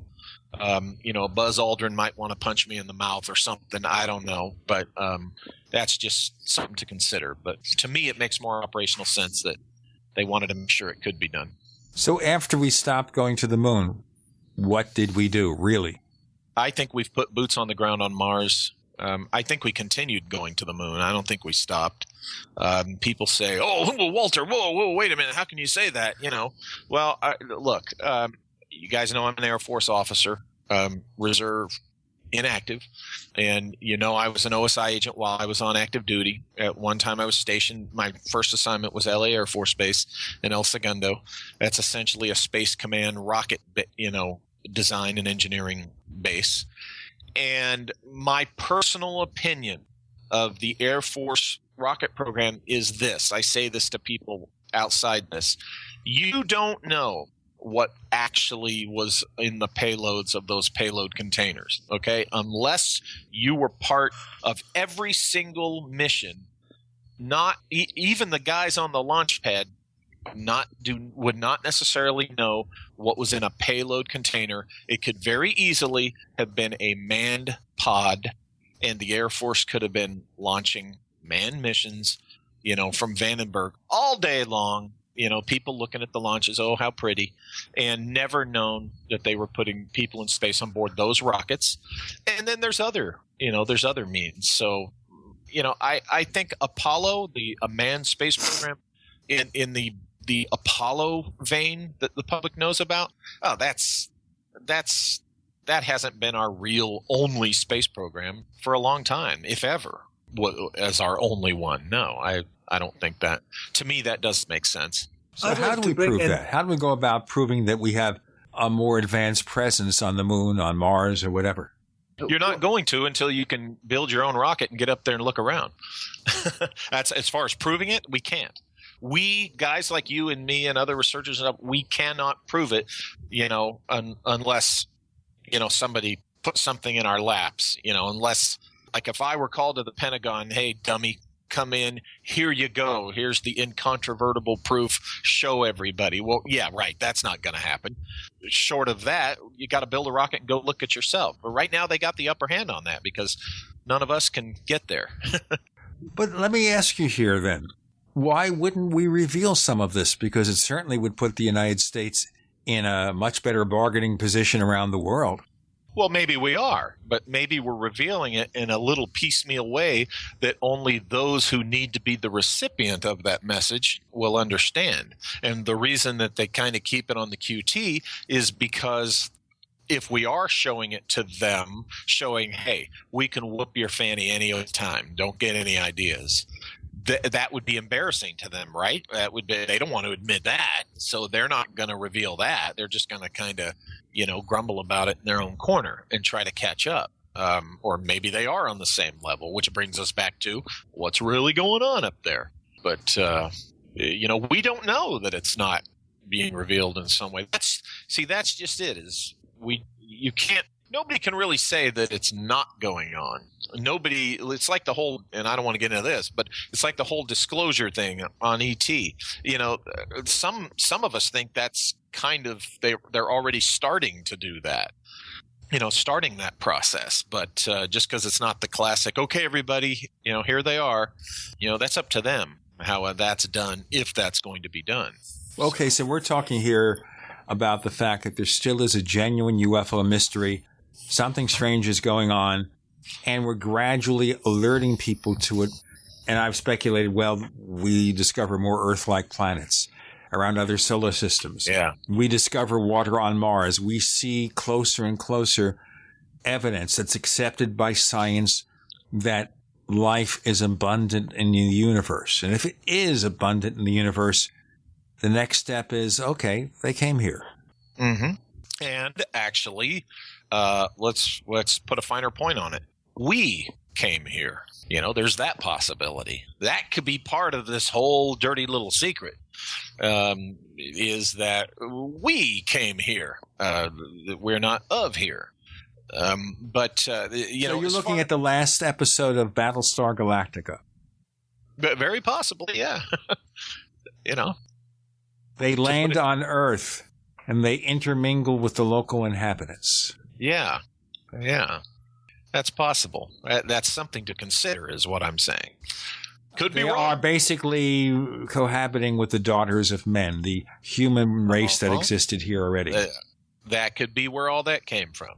So therefore, can we think here, and this goes back to the UFO abduction thing, that when we talk about possible hybrid races, maybe those who have abductions are experiencing something in our racial memory going back to our origins, where that's kind of what happened, where E.T. came here and they were like us sufficiently so they could get together and breed a hybrid race. And we are the hybrids. It's not something that is going to happen in the future.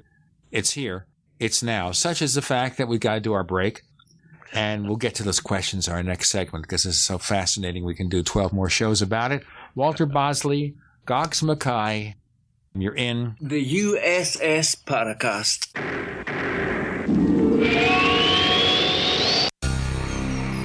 Thank you for listening to GCN. Visit GCNlive.com today. Graphic Converter is the image manipulation tool for the rest of us. It does not use any database. You get full control of all your files. Want to view the images of a folder? Drag it into Graphic Converter and a powerful browser opens up to show your image files. You could use it for slideshows. You could use it to import images from digital cameras or from scanners. Need to do some image editing? You can do that too in Graphic Converter. Also print catalogs. Convert from so many formats I can't even list them. Download now to see if Graphic Converter is good for you, like 1.5 million other users. Guess what? You could save money when you buy Graphic Converter. Use the coupon code NIGHTOWL. Use the coupon code NIGHTOWL to get a special price for Graphic Converter. Go to lemkesoft.com. That's LEMKE soft.com. lemkesoft.com. LEMKE soft.com. Are your Google search results killing you? Unflattering content in blogs, news articles, online reviews, social media, or other sources can jeopardize your reputation, your business, and your livelihood. Let Reputation.com help. Our patented technology will make the truth about you more visible while pushing down unwanted negative content. Improve your Google search results. Call Reputation.com at 1-800-831-0771 for a free consultation. That's 800-831-0771. Okay, open your mouth and say ah. Ah. When your child has a sore throat, you need to know when to get help. The doctor recommended Say Ah Sore Throat Exam is your solution. The scientifically designed oral retractor offers a clear view of the throat, relaxing the tongue and minimizing gag reflex. Compare with a medical grade chart, website, and app. Then you'll know just what to tell your doctor. A wellness plan in your hands in minutes. Go to SayAHHnow.com. SayAhNow.com, the new mainstay for every family's first aid kit. We've been patiently waiting while you tried to ignore us, waiting while you acted like we didn't exist, waiting for our chance to be taken seriously. The wait is over. GCN is available 24/7 at GCNlive.com. Navigate through news from your favorite hosts and download archives of past shows. Download the app on your smartphone or tablet or visit GCNlive.com for instant access and live streaming. GCNlive.com, the future of talk radio, now at your fingertips. We the people grow cotton, weave fabric, engrave ink, embed strips and fibers to protect from counterfeit, then carting to a private bank, having it led back at interest, forcing taxes to service debt. This capitalism, or was Jefferson correct when stating a central bank issuing the public currency is a greater menace to the liberties of the people than a standing army? Hi, Ted Anderson. I'm placing a silver dollar in a book explains our monetary system. Call for your copy, 800-686-2237. It's time to understand the system. Call 800-686-2237. That's 800-686-2237. Are you tired of commuting to a job that makes someone else rich? Working harder than ever, but getting nowhere? Do you hate spending hundreds of dollars every week on daycare? Having someone else raise your children? With our opportunities, you can start earning money as soon as next week. You get to be the boss, work from home, and live a happier life. At Be the Boss Network, you'll find hundreds of work-from-home opportunities that you can literally start today and be earning money as soon as next week. Go to freedom106.com and start earning money as soon as next week. You get to be the boss. Get out of the rat race. Work from home. Go to freedom106.com right now and change your life today. That's freedom106.com. Go to freedom106.com and start earning money as soon as next week. You be the boss. Go to freedom106.com.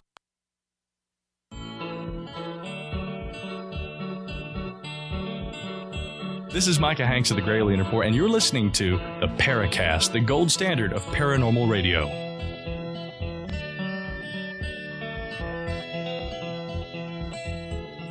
Scotty. I love it. Beam me up. He never said, by the way, Captain Kirk, beam me up, Scotty. It was always Scotty, beam me up, right? Yeah. Right, because he wouldn't say his own name. That's right. Well, Kirk to Enterprise. Kirk to Enterprise, yeah. So right now, William Shatner, by the way, he and his cohorts who do the writing, the actual writing, he's writing a biography of Leonard Nimoy. Interesting. That'll be interesting. All right. Goggs, before we go on, any questions here, and there are a few in there in the forums, relevant to where we've gone so far? Well, considering that this was at short notice, there was a couple of questions came in at the question bank at forum.theparacast.com. So we have a question from Mr. Fibuli for Walter. Mm-hmm. And Mr. Fibuli he's joined only in July this year, and he is asking Walter, how hard or easy would it be for evidence trails to be destroyed when it comes to secret military government projects? I have heard people on the Paracast suggest that given the passage of time in certain paranormal or UFO cases, evidence would have surfaced by now if they ever actually happened. So I think it's basically what we've been talking about. How are they managing to keep it hidden? Why is it not surfacing? Well, again, this goes back to some people would argue who says it hasn't surfaced. It's not surfacing, and in one way, in the advancement of technologies. As far as smearing the trail or making the trail murky, I would think that that'd be easier than people think. It's just a matter of going back and looking at, okay, what trail have we left? What can we do to kind of muddy these waters up? Or can we just get rid of this thing over here? Let's just get rid of it. Now, I came to a thought when I was on active duty in OSI. They might not have had to muddy the waters or cover the trail because there's the issue of proprietary material. Now, when the government creates a technology and spends our resources, we, the people, theoretically own that. So therefore, the trail of what they spent and who they, paid it to and how this was created and on and so forth, there's got to be a trail for that, the so-called paper trail, right? Because they have to answer to the people, so to speak. I'm doing quotation marks. However, and that has to be disclosed after a sufficient matter of time, even if at one time, it was classified for whatever reason, unless it continues to be classified. Now, with proprietary material, when a private corporation develops something or owns some information, that's proprietary. It does not fall under the constitutional or regulatory guidelines which require that it be disclosed. That's proprietary. They never have to reveal that information or material to the public. And therefore, based on that, when I was an OSI agent, when I was in the Air Force, I came to the conclusion that years ago, they put the custodianship of the knowledge of these things in the hands of private companies contracted by the government so that it would give them culpable deniability. Gosh, people, there is no trail to this. Why? Because it's been the private contract company, and that is technically their proprietary material. So they don't have to hide the paper trail. It's not required by law to be hidden. It's just in the files of that company.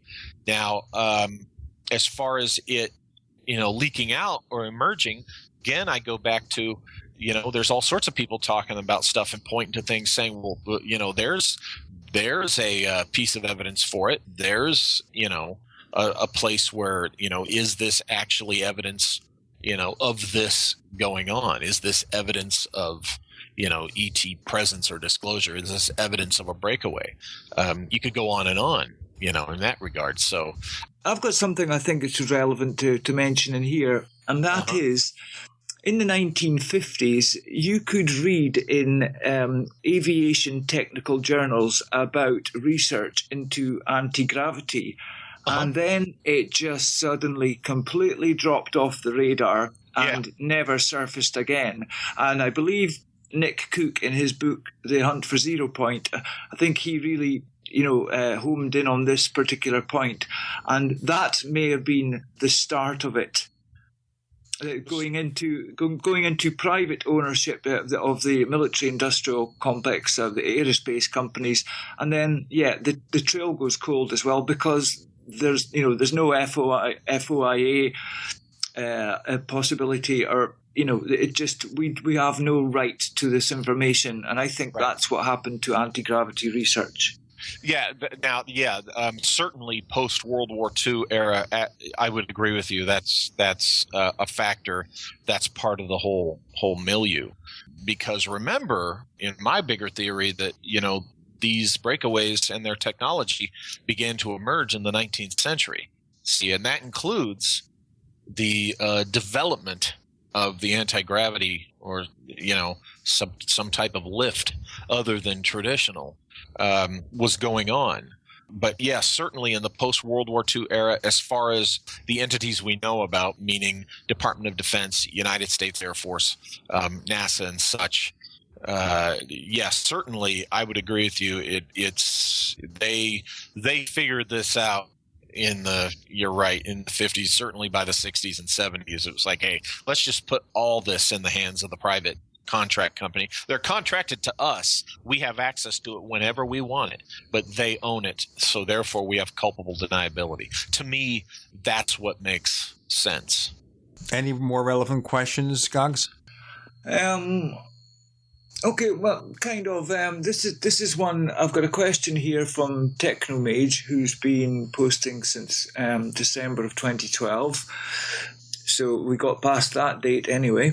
And it's for Walter. What would be the best book of yours to read for someone who has limited time to read? Something concise and compelling would be ideal. I would say Empire of the Wheel 2, Friends from Sonora, and the Secret Missions books. Those would be Secret Missions 1 and 2. The one about Hidden Legacy of Old California isn't just a book about just California. It gets into these things. But Empire of the Wheel 2, Friends from Sonora, definitely would be your number one choice on this stuff we're talking about. So the Empire of the Wheel books, they don't have to be read in order? Well, yeah, it's best because I will not rewrite the previous book and the next one to to make it easier for readers. Empire of the Wheel 1 is the thickest of the three, and Empire of the Wheel 2 necessarily refers to certain elements and aspects of Empire of the Wheel 1. It has to, because some of the people that it deals with, you have to understand the events in Empire of the Wheel 1 to know who I'm talking about, as far as within their context of this Empire of the Wheel mystery. So yeah, it's best to, if you want the big full picture, to have, Empire of the Wheel 1 there handy. But as far as, what we're talking about today, if you want to have a good starter to jump in, Empire of the Wheel 2 has material that, is a different direction than I thought this mystery was going when Rick Spence and I did the first one. Yeah. So, do you have much crossover with the material of Joseph Farrell? Oh, when you say crossover, I'm assuming, the questioner means, do I cover some of the same stuff? Yes. Yeah, this is me asking, actually. This is you. Yeah, okay. Yeah. Yes. When you read my books, you'll notice that I reference Joseph Farrell a lot, where it's pertinent. I don't do it just to do it. But yeah, absolutely. His research. In fact, he's told me, he'll tell you that I filled in some, historical background on the stuff he looks at. He has found that my work in the 19th century stuff, particularly the German involvement and such, he finds to be very pertinent and very valid. So if you like what he wrote about what was going on, particularly with the 20th century Germans as regards like the Bell technology and this stuff, you'll like where Empire of the Wheel 2 Friends from Sonora goes, because it fits. Yes, this fits too. We've got to do our break here. We've got more questions from our listeners, and I have a few more questions to ask about the secret space program of Walter Bosley with Goggs Mackay. You're in the Paracast.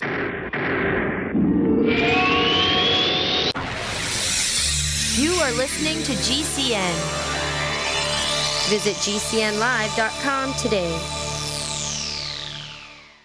First came Attack of the Rockoids, and it was a critically acclaimed success. And now there is The Coming of the Protectors. A former military intelligence man is contacted by a space woman in a dream that turns out to be a nightmare because evil forces on her distant planet are planning to conquer the Earth. This is gripping science fiction of the classic kind. Attack of the Rockoids and The Coming of the Protectors. Find out more at rockoids.com. That's Rockoids, ROCKOIDS.com. So here's what happened. I was placing an order online. The site went down. It just stopped responding. It took hours before it returned, but I'd already placed the order with another company. If your site goes down, you could lose business. And if you have a business or personal site, you want to know it's easy to run and it will stay online. At iWeb, your site is hosted on one of the most reliable networks in the world. Check it out. iWeb.com. That's iWeb.com. Hi, Peter Vaccaro for ParanormalDate.com. Are you looking for love in all the wrong places? Now you have a chance to change that by signing up for free at ParanormalDate.com. This incredible dating site puts people of like minds together. People who are interested in the strange, the unusual, mysteries, ghosts, UFOs, and the afterlife, and so much more. ParanormalDate.com was developed for you, people seeking a viable alternative to the other dating services. You can join for free by going to ParanormalDate.com, and if you decide you like it and want to connect with people, use the code GEORGE for a substantial discount. Mark Rawlings, president of ParanormalDate.com, says so many people hunger to share their experiences about the paranormal, the unexplainable, or the afterlife, and so much more, and this is the source for them to meet and share that common interest. So sign up for free at ParanormalDate.com, ParanormalDate.com, and use the code GEORGE if you decide to connect with someone you like.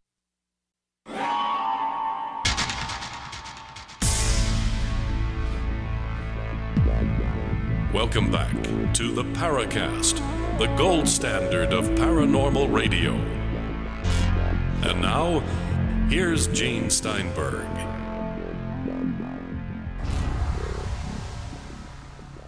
We have Goggs Mackay as my guest co-host with Walter Bosley, author of a number of books on fascinating subjects. And he's the kind of person that you start a discussion and you can't stop. So a little bit farther back, we were talking about the secret space program. So you said we had made further trips to the moon. We're on Mars.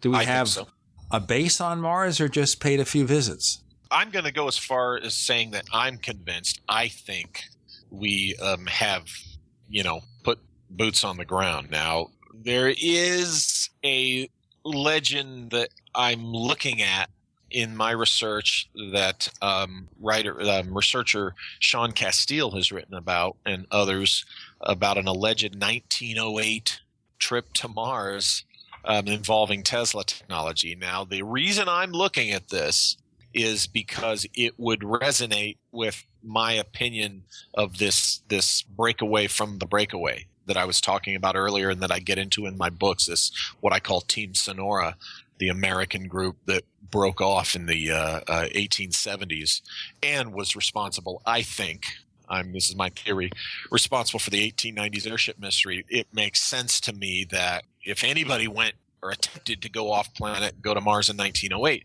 in my opinion, it would be these guys. So that's why I'm looking at it. But right now I'm just at the point where I'm still looking at it. So I have no conclusions or tidbits to offer on that. So why do I bring that up? Well, here's the thing. Theoretically, let's say they did, that might imply that there is more of a presence on Mars than we would be aware of. You're just sounding here like a Jules Verne novel. That's what the material certainly sounds like. Uh-huh. I'm also thinking here when we talk about breakaway civilizations, getting back on Earth, I'm thinking Edgar Rice Burroughs wrote the Pellucidar novels about civilizations within the Hollow Earth. And of course, he used the early legends of Hollow Earth. But let's take it there. Let's set aside the Mars colony or wherever it might be. What about inside the Earth? All this Hollow Earth stuff. Do you think it's real? Personally, I'd like to think it's real. I've been very personally interested in that whole thing. Those who have heard me before know that I wrote an article that appeared in Fate magazine, and it's in their hardcover book called The Best of Roswell, in which I told my father's account when he was in the Air Force of his encounter with the people from the underground, which he swore till the day he died was true. And I wrote that, for the record, I wrote that under my fiction pseudonym E.A. Guest, because at the time I was employed under a sensitive contract, and it really would have been inappropriate for me to be public as a writer when I wrote that at that time. That's me. That's the article I wrote, and that's about my dad. So I have a horse in that race, you might say. But you know what? Over the years, there's been some things that, I might have been intrigued with as evidence, and then you find out, there's nothing to that. But there's still, what intrigues me about that idea is that we have barely scratched the surface on how deep, for instance, we've drilled into the planet.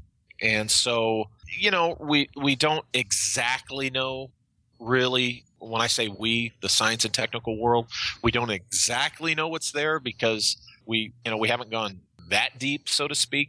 So it leaves a lot of room, for some good, healthy speculation.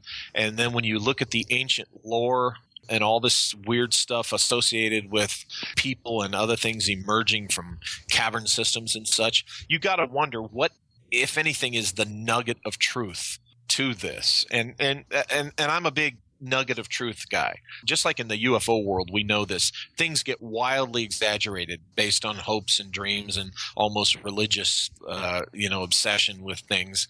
And just okay. So Ray Palmer, during the 60s, particularly continuing into the 70s, said, just as Edgar Rice Burroughs did at the turn of the century, there were holes at the North and South Pole. And if you passed over them, you can go inside the hollow earth. What's your perception, Walter Bosley? I think the idea of the hole at the North Pole has been satisfactorily disproven. But, you hear stories about Antarctica. There's a lot of writers and researchers out there that, wonder if there's not, possibly some entrance down there. You hear stories of a big old giant hole or huge immense cavern system that's been found down there. So, I would say any holes, so to speak, would be more like a cavern type of entrance that, certainly could have been developed further by a human hand. But Shades of Richard Shaver. Yeah, exactly. The thing about all of this is it's just like with UFOs. You got a lot of lore, a lot of wishful thinking that gets mixed in with what might be the good evidence. And it ends up, we come back down to what the individual personally wants to think or conclude about it, short of going there and seeing for yourself. And I'm a strong advocate of that, go see for yourself. So, of course, the theory that Richard Shaver presented was that the survivors of an ancient civilization that departed Earth went into the caves to protect themselves against dangerous radiation by the sun. Uh-huh. We had the good guys being the Tiros and the bad guys being the Diros. Uh-huh. Now, to be fair, if you look at the biographies that came out about Ray Palmer and talking about Shaver, had problems. He was supposedly mentally ill, schizophrenic or something, and that he made it all up. But then, there was a lot going on there that isn't so readily dismissed because a lot of it relates to these legends. Right. And I would say this. Here's how I classify the Shaver material and like material. If you're going to pack up your backpack, put on your expedition clothes, your expedition boots, and go looking for these entrances into the hollow earth, what you would do is you would hopefully base it on this more nugget of truth type information. But you might take the Shaver book, I remember Lemuria, I believe it's titled, you might take throw a copy of that in your backpack, just in case you come across something and you go, you know what? I think Shaver might have mentioned this, so you could refer to it, but you wouldn't use it as your main guidebook. Does that make sense? That's the way I look at the lore. Keep it in your hip pocket because there might be something in the lore that, will help you, but for the most part, don't use the lore or the questionable stuff as your main map. Now, bear in mind here, I remember Lemuria was a fictionalized version that Ray Palmer wrote based on the material from Shaver. Now, as our listeners know, I knew Palmer. I knew Shaver. I visited Shaver at his home. I visited Palmer at his home. This goes back to the 60s and 70s. And whatever else you think about Richard Shaver, and maybe he was in the mental institution for a number of years, and supposedly he was railroaded there. That's one of the theories, too. In the books that, he was hearing these voices from these other entities, and therefore he must have been crazy. Regardless, the Richard Shaver that I wrote to for years and the Richard Shaver that I met came across as a pretty sane guy. That doesn't mean anything because I'm not a psychiatrist. Maybe I'm not seeing the signs. Or maybe with medication he was able to keep it under control. I do not know. But I'd say this. Something happened to him that he tried to convey in his various writings. The problem is filtered through Ray Palmer. What you see there has been done and redesigned and reconfigured to serve the audience of a fiction magazine. Because when Palmer said, this is based on fact, people said, it's amazing stories. You can't do that. What we can do is tell you we have Walter Bosley. We have Goggs Mackay. We even have Chris O'Brien. And Chris, now you can do it. You're in the Paracast.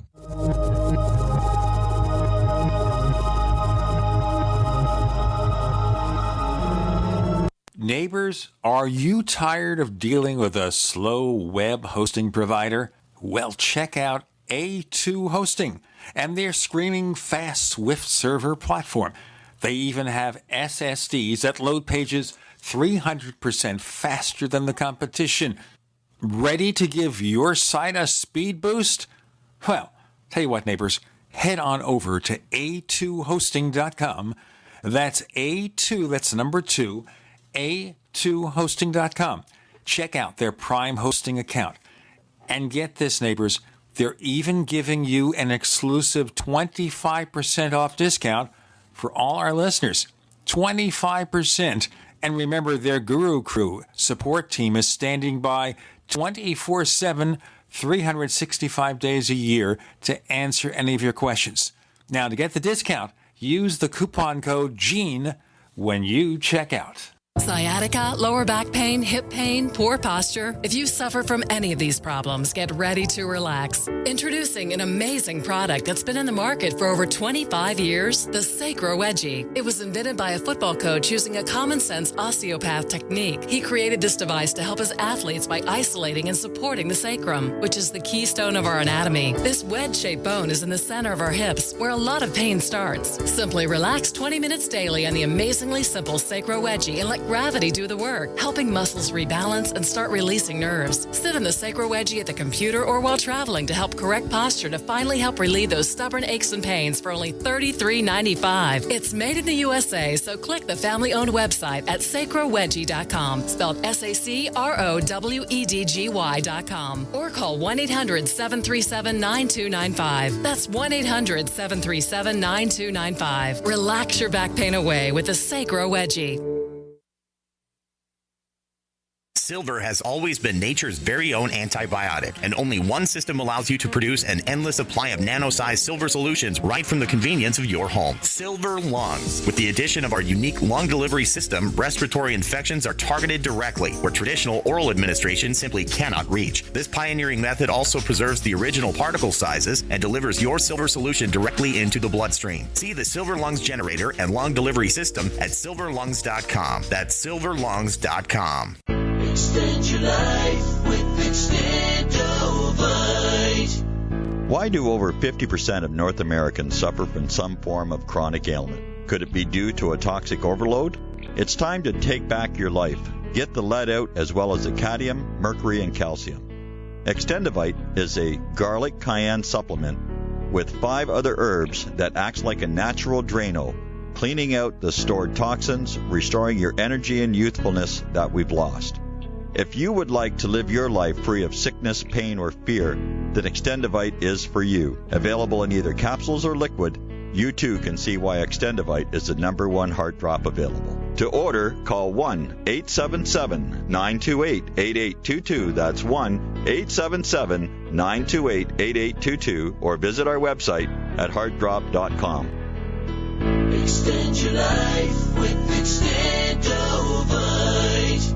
Are your Google search results killing you? Unflattering content in blogs, news articles, online reviews, social media, or other sources can jeopardize your reputation, your business, and your livelihood. Let Reputation.com help. Our patented technology will make the truth about you more visible while pushing down unwanted negative content. Improve your Google search results. Call Reputation.com at 1-800-831-0771 for a free consultation. That's 800-831-0771. We'd like to hear from you.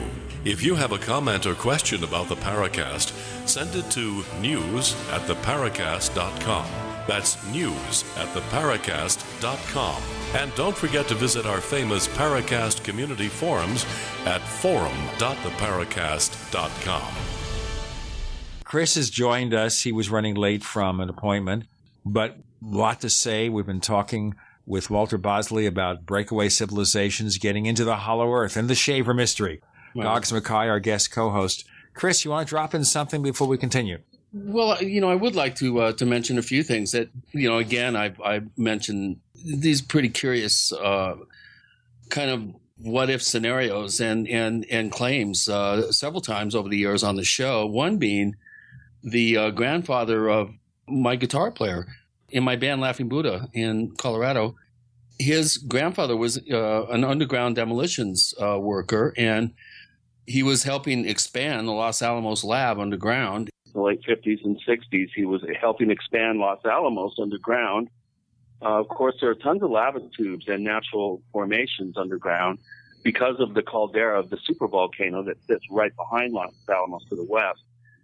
Anyway, he was working with his four co-workers when they broke into what he described as an ancient underground tunnel system. And they could tell by the amount of mineralization and, just various other ways that you can determine the age of underground tunneling, that sort of thing. He estimated that it was at least 10,000 years old. They began to follow the tunnel that they had broken into to the south, and they got to a point where it actually branched off. One branch was headed apparently towards Albuquerque and the Sandias. The other branch was headed further west and south towards what they thought was Mount Taylor, which coincidentally is the sacred mountain of the south to the Pueblo Indians, blah, blah, blah.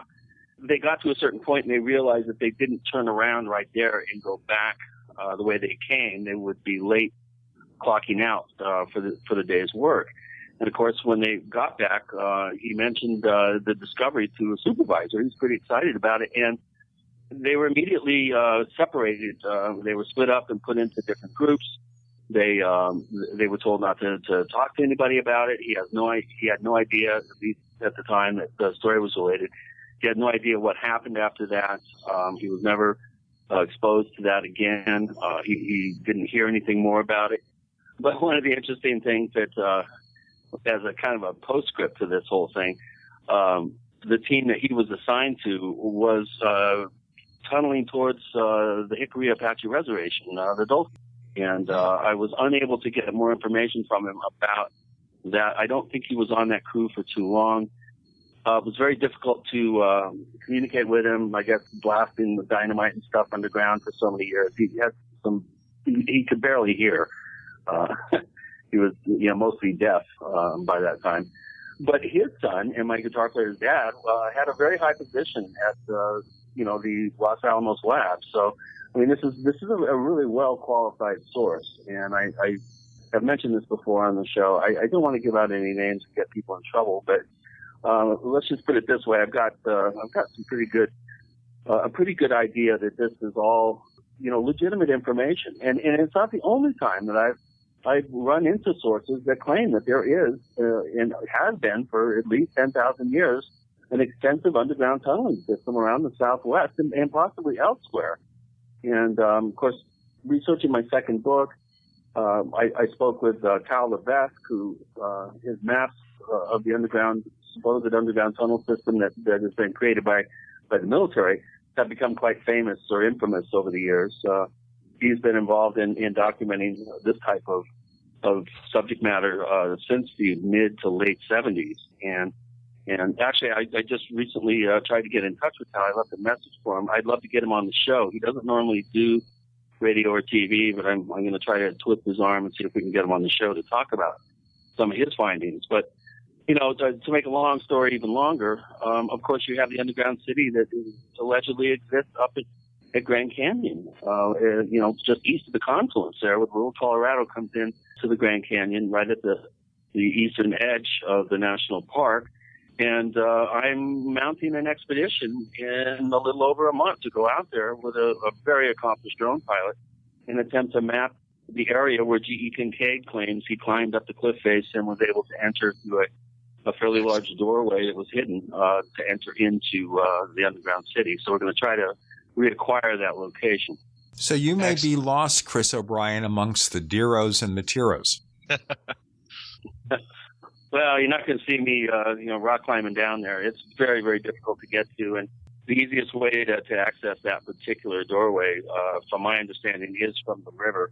Our river crew will have climbers and spelunkers, and we'll have a crew on the rim that's going to be there a couple of days early to map the area and locate the location. We've got it narrowed down to about a quarter mile, and I think with a drone in 2 days of serious mapping, I think we're going to be able to cover a lot of ground. And if there is a doorway there, I feel confident that we'll be able to find it. Of course, this underground city is famous among the Pueblo Indians as being the place where, when you go down to Sipapu, the place of emergence, just before the earth is going to cleanse itself, that's where the people are cared for by the ant people for however many generations it takes for the earth to cleanse itself.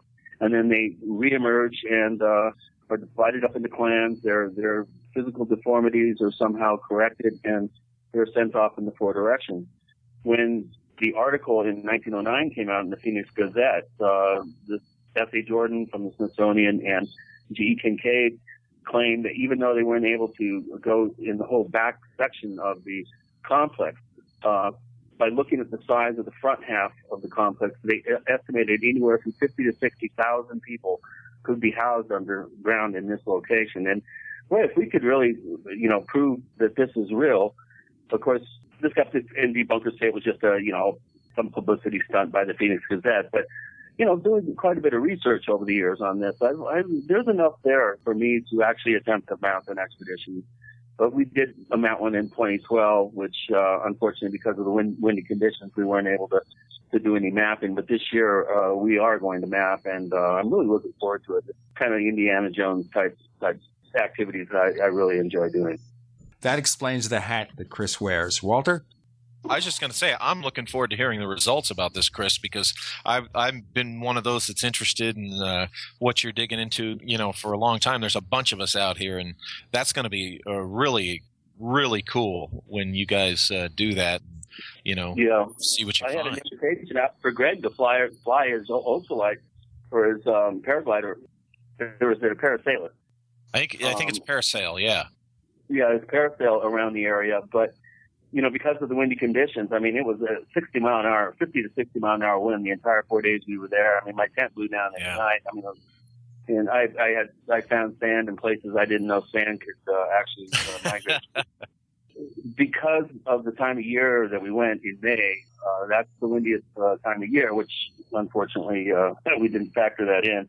But October is generally, it's after the storm season where we have the big thunderheads and the winds, and it's one of those kind of calm periods of the year up there on the rim where it's breezy most of the time, but to have these really strong, steady 50, 60 mile an hour winds, that's really difficult to fly in. So, with Gene and Chris and Walter and Goggs, you're in the Paracast.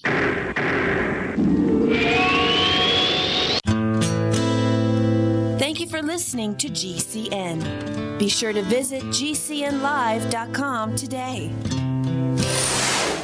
Paid non-attorney spokesperson Adam Pulaski of the Pulaski Law Firm with principal office in Houston, Texas is the attorney responsible for the content of this ad. This ad is not legal advice, and the choice of a lawyer should not be based solely upon advertisement. Services may not be available in all states. Attention Xarelto users. If you or a loved one took Xarelto and suffered a serious bleeding event, you may be entitled to financial compensation. Xarelto is a popular prescription blood thinner used to prevent blood clots and protect patients from strokes. These serious bleeding events have led to numerous cases of hospitalization and even death. Phone lines are open 24/7. Call 800-261-0937. That's 800-261-0937. Healthy, organic, fresh fish, robust, mouth-watering vegetables, all from your home. It's called aquaponics. This brilliant, self-sustaining protein and veggie system is perfect for year-round growing. Know exactly where your food is coming from. Aquaponicssource.com is the one-stop shop for all your needs. Fish, fish food, plumbing, full systems, classes, and more. Learn to build your own system. Go to aquaponicssource.com for a free guide to aquaponics. That's aquaponicssource.com.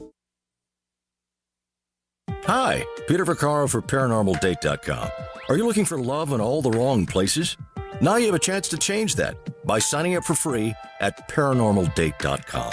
This incredible dating site puts people of like minds together. People who are interested in the strange, the unusual, mysteries, ghosts, UFOs, and the afterlife, and so much more.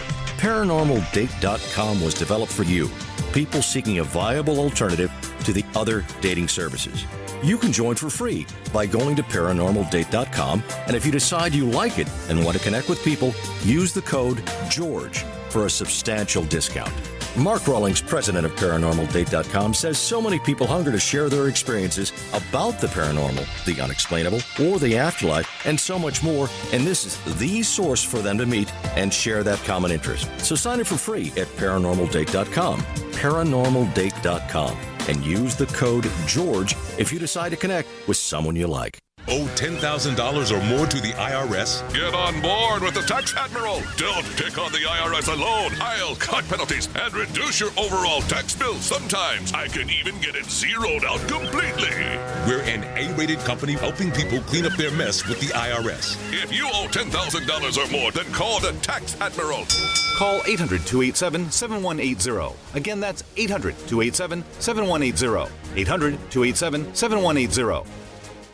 On the average, Americans work between 45 to 50 years, hoping to build up enough wealth to retire and live out their golden years. Unfortunately, with taxation, the rising cost of food, energy, housing, and medical, many retirees are forced to live below the poverty line. Is this a flaw free enterprise, or is our monetary unit we call the Federal Reserve Note forcing us into perpetual debt, ensuring inflation and higher taxes? These questions and more can be answered by reading G. Edward Griffin's book, The Creature from Jekyll Island. Congressman Ron Paul states it's what every American needs to know about central bank power. A gripping adventure into the secret world of international banking cartel. Hi, this is Ted Anderson. I will give a silver dollar from the early 1900s to anyone who purchases this book. Call 1-800-686-2237 and order a copy today. It's critical that the public be made aware of the system. Call and order your copy today at 1-800-686-2237. That's 1-800-686-2237. My name's Clyde, age 59, and I reside in Florence, South Carolina. The doctors diagnosed me as having clogged arteries. Felt like I was carrying heavy concrete blocks around my feet and legs. I started taking Heart and Body Extract as directed. It is less than 3 weeks, and I'm like a young man again. It's unbelievable that an herbal formula can work so fast and so powerfully. Learn the secrets of an effective, natural, 100% organic nutritional supplement for a healthy heart and circulation at hbextract.com.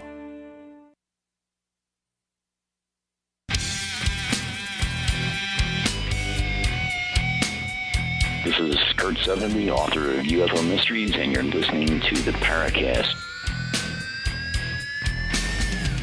What's fascinating here is how close we all are to the legends of civilizations beneath the earth. And the Shaver legend also is about having these deformed beings who fled to the center of the earth until perhaps when the earth cleanses itself.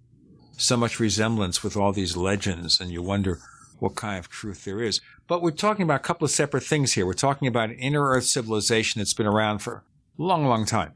And we're talking about breakaway civilizations, two of them, Walter Bosley, so we consider them totally separate, right? Yes, although I would say the older of those two was influenced by ancient things, and just to keep it simple, I'll leave it at that. Inspired by, particularly when you're getting into the what may be Mercury vortex technology kind of thing, you know.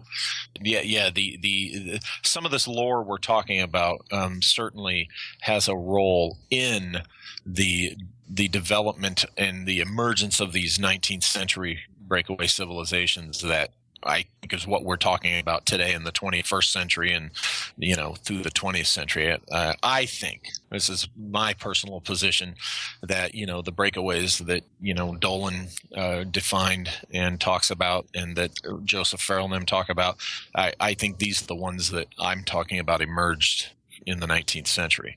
Definitely influenced, though, by ancient ideas. Troglodytes. Yeah, or that. Cool. Well, I'm really looking forward to this particular excursion, and you know, over the years, it's almost impossible to not stumble on cross-cultural stories and traditions of underground dwelling entities. You have the Nagas and the Buddhist and Tibetan traditions, in the you know, the traditions in the Puebloan Southwest. You have Pululukang, the great reptile that holds the earth in balance, that allegedly lives at the center of the earth, and you know, there are these types of traditions that have their own sort of subcultural or cultural spin on them, but they all seem to have a common thread of some sort of reptilian form that exists underground, is not particularly benevolent, shall we say. Generally, they're either neutral or malevolent, depending on the time and place and the particular scenario. it's almost impossible not to run into these types of traditions. And, Right. I think that all myths and legends have some sort of beginning point, some sort of basis in some fact. And then, of course, over the eons and millennia, obviously things get piled on, things get twisted a little bit. The stories gain a new sort of complexion. But I think if you boil them all down, there is something tangible at the beginning of these stories, and enough to make me intrigued and continue my particular research into these various myths, legends, stories, and traditions. I really do think there's something to it.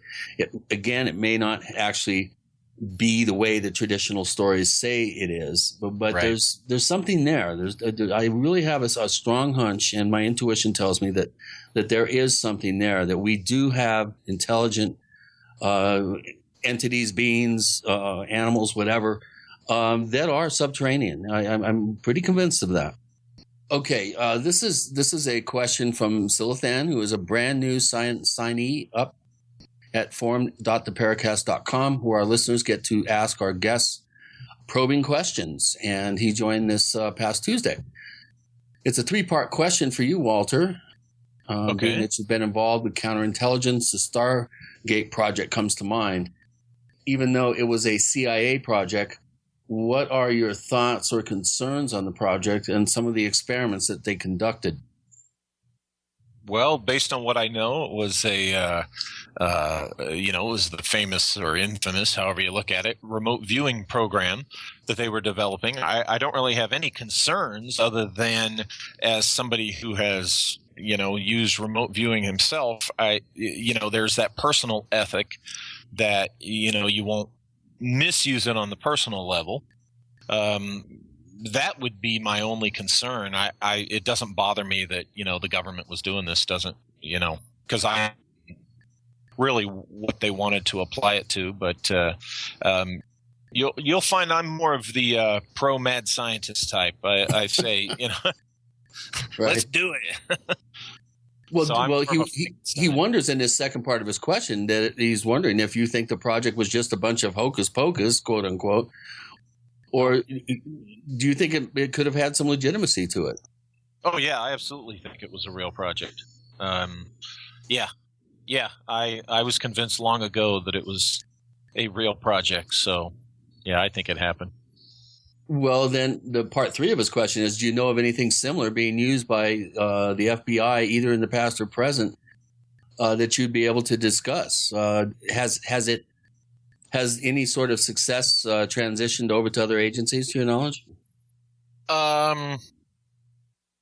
To my knowledge. Now, not as such. And that's as far as I'll go. Okay. I'll just kind of add this. Do you know of any reliance or even the possibility of attempting to use psychics for any sort of missing persons cases, let's say, or to solve any sort of crimes? Do you know of any? Well, I think we all know that, there's reports and stories of, police departments and such employing, psychics to see if that would help. We also know there's lots of stories where it didn't do any good. Right. My personal view on the psychic stuff is psychic powers are real until – here's a weird thing, and I embrace this position. Funny thing how once you start running your mouth and telling a lot of people you can do something, and the minute you start taking a dime for it, it just doesn't seem to work anymore. Yeah. Well, how about the FBI? So the commercial intent there, does that kill the ability to do it? Because what happens is there's something, and this is my opinion, folks. This is my position, based on my research and experience to whatever degree whoever's listening to this is going to respect. Because I know there's people that just can't buy this stuff at all. There's something that goes on, I think, in the subconscious that it's once you're doing it for pay or whatever, it's less true, it's less pure, the intent. To go back to, is it being used officially or formally by the FBI or such? Here's been my experience. What happens is people that are in that line of work where they're either an FBI agent or some type of federal investigator or intelligence operative, you have mentors in your life. Believe me, you have the guys who, bring you into this, because it's very much that way. I was essentially brought into this by a relative. And you learn these kinds of spooky techniques and things from individuals like that. You're never sent to Quantico to learn remote viewing, but your former agent, your former spook, uncle or whatever, aunt that's brought you into this, they're going to be the ones who teach you that stuff. And believe me, to some degree, it can come in very handy. I'm going to ask you something here. We only have 50 seconds left for this segment. Consider on the other side. I know Chris has some other things he wants to pursue, and I think we're going to have to continue this discussion on after the Paracast, this week's episode, with Goggs and Walter and Chris. And that is here. We did a show a couple of weeks back with the producer-director of a film called Montauk Chronicles. And that was about the Montauk Project, where supposedly they were pulling all this stuff on the east end of New York there, where they were doing all sorts of mind control experiments and even other stuff involving human testing that might have resulted in fatalities. Have you ever heard of the Montauk Project? And if you did, what do you think about it? That's going to be on the other side with Gene, Chris, Walter, and Goggs. You're in the Paracast.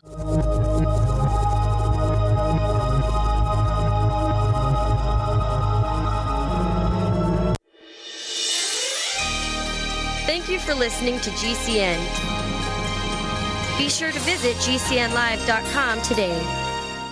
Graphic Converter is the image manipulation tool for the rest of us. It does not use any database. You get full control of all your files. Want to view the images of a folder? Drag it into Graphic Converter and a powerful browser opens up to show your image files. You could use it for slideshows. You could use it to import images from digital cameras or from scanners. Need to do some image editing? You can do that too in Graphic Converter. Also print catalogs. Convert from so many formats I can't even list them. Download now to see if Graphic Converter is good for you, like 1.5 million other users. Guess what? You could save money when you buy Graphic Converter. Use the coupon code Night Owl. Use the coupon code Night Owl to get a special price for Graphic Converter. Go to lemkesoft.com. That's LEMKEsoft.com. lemkesoft.com. LEMKEsoft.com. This is Dan Pilla. Do you owe the IRS money you can't pay? Are tax debts crippling you? I've defended people from the IRS for over 30 years. I've helped thousands, and I can help you too. I wrote the book on IRS settlement, and I'm telling you, there's no such thing as a hopeless case. Call 800-34-NO-TAX to finally get free of IRS debt. With the IRS's new programs, there's never been a better time to solve your problem. Call 800-34-NO-TAX. That's 800-34-NO-TAX, or my website, danpilla.com. We've been patiently waiting while you tried to ignore us, waiting while you acted like we didn't exist, waiting for our chance to be taken seriously. The wait is over. GCN is available 24/7 at GCNlive.com. Navigate through news from your favorite hosts and download archives of past shows. Download the app on your smartphone or tablet or visit GCNlive.com for instant access and live streaming. GCNlive.com, the future of talk radio, now at your fingertips. Do you owe the IRS money? Has the IRS garnished your wages or put a lien against your house? The IRS has the power to make you pay back what they claim you owe and will stop at nothing to collect. There is a solution. Call Signature Tax now. Speak with our professionals and feel the weight of your tax burden lifted from your shoulders. Call now for your free and confidential analysis. 800-481-3147. Again, that's 800-481-3147. 800-481-3147. The Genesis Communications Network is one of America's premier broadcasters of captivating talk radio. We thank you for listening. Now, just imagine there are thousands of people who are just as passionate about radio as you are. But what you may not realize is how easy and affordable it is to advertise with us. Radio commercials for your business could be heard on hundreds of radio stations across the U.S. every day. We can help you by creating an effective radio advertising campaign for your company. From script writing to producing your commercial, just like the one you're listening to right now. No other network provides the level of customer service we do. When it comes to radio advertising, we are your one-stop shop. And no matter how big or small your business is, we can help. Email us at advertise@gcnlive.com, and an experienced advertising executive will help you take the first step towards driving more customers to your business or website. Advertise@gcnlive.com. Easy, affordable, effective. Hi, this is Ted Anderson. Have you ever wondered why banks, stockbrokers, investment advisors won't talk about gold IRAs? They've been available since 1986, yet the financial industry won't recognize the value of gold for your retirement. Gold has outperformed paper investments, yet no word about IRAs. If you would like to have gold for your retirement, call 800-686-2237. Don't get left behind by rising inflation and low returns. Call 800-686-2237. Secure your future and call 1-800-686-2237.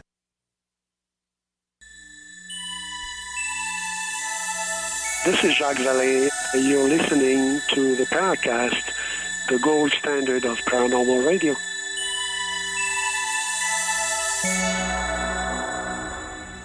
So I wanted to follow up because we had Christopher Garetano a while back on the Paracast with his film, The Montauk Chronicles, about the Montauk Project. So, Walter Bosley, what's your take on that? Any familiarity with that subject? Oh, of course I'm familiar with it, and I will say it's been enough years. I think I can stay out of trouble. I think in my last year as an OSI agent, back when you got that credential and badge that can get you out of certain scrapes, I actually did my own little recon of the Camp Hero Park. And so I found that there was a big old hole in the fence right off the road there. And I went through it, and I didn't go as deep into the tower or anything like that because, quite frankly, it was clear that it was still a active, like state park site. At the time, I wasn't sure who all was in there, and even though I was still on state property, I just didn't feel like public, ostensibly. I just felt like, okay, I've poked around here enough, on my own. So, I lived on Long Island for 3 years when I was with the FBI in Manhattan. I lived there in West Babylon. My son was born on Long Island and such. So, yeah, I'm very familiar with Montauk itself and of course, the Montauk Chronicles, the books.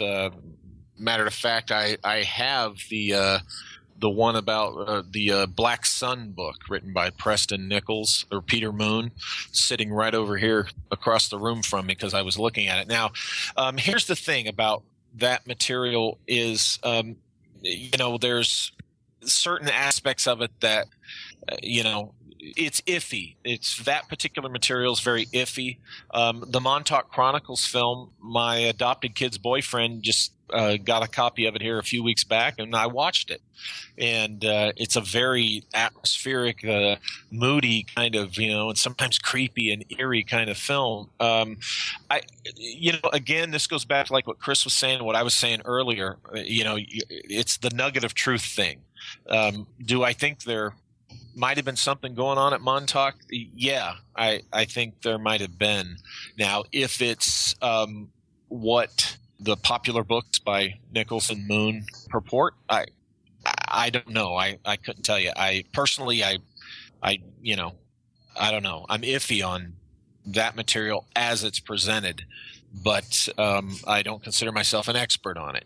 But it's very, very intriguing, I think, the root of what they're trying to say there. And some of the stuff that might be iffy could have been stuff that is a result of, someone being screwed with mentally to mask whatever the nugget of truth is. But there's something there.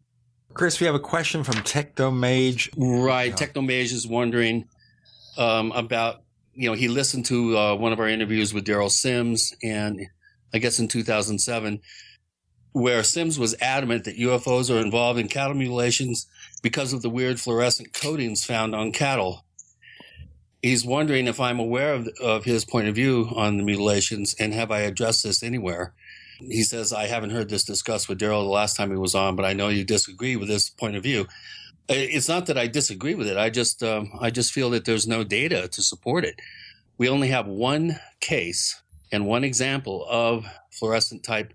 Actually, it was a ultraviolet paint that was, or some sort of substance that was found on the backs of a number of cattle on the Manuel Gomez ranch when Howard Burgess and then State Patrolman Gabe Valdez ran animals under a black light at night, and they did find this fluorescent material on their backs.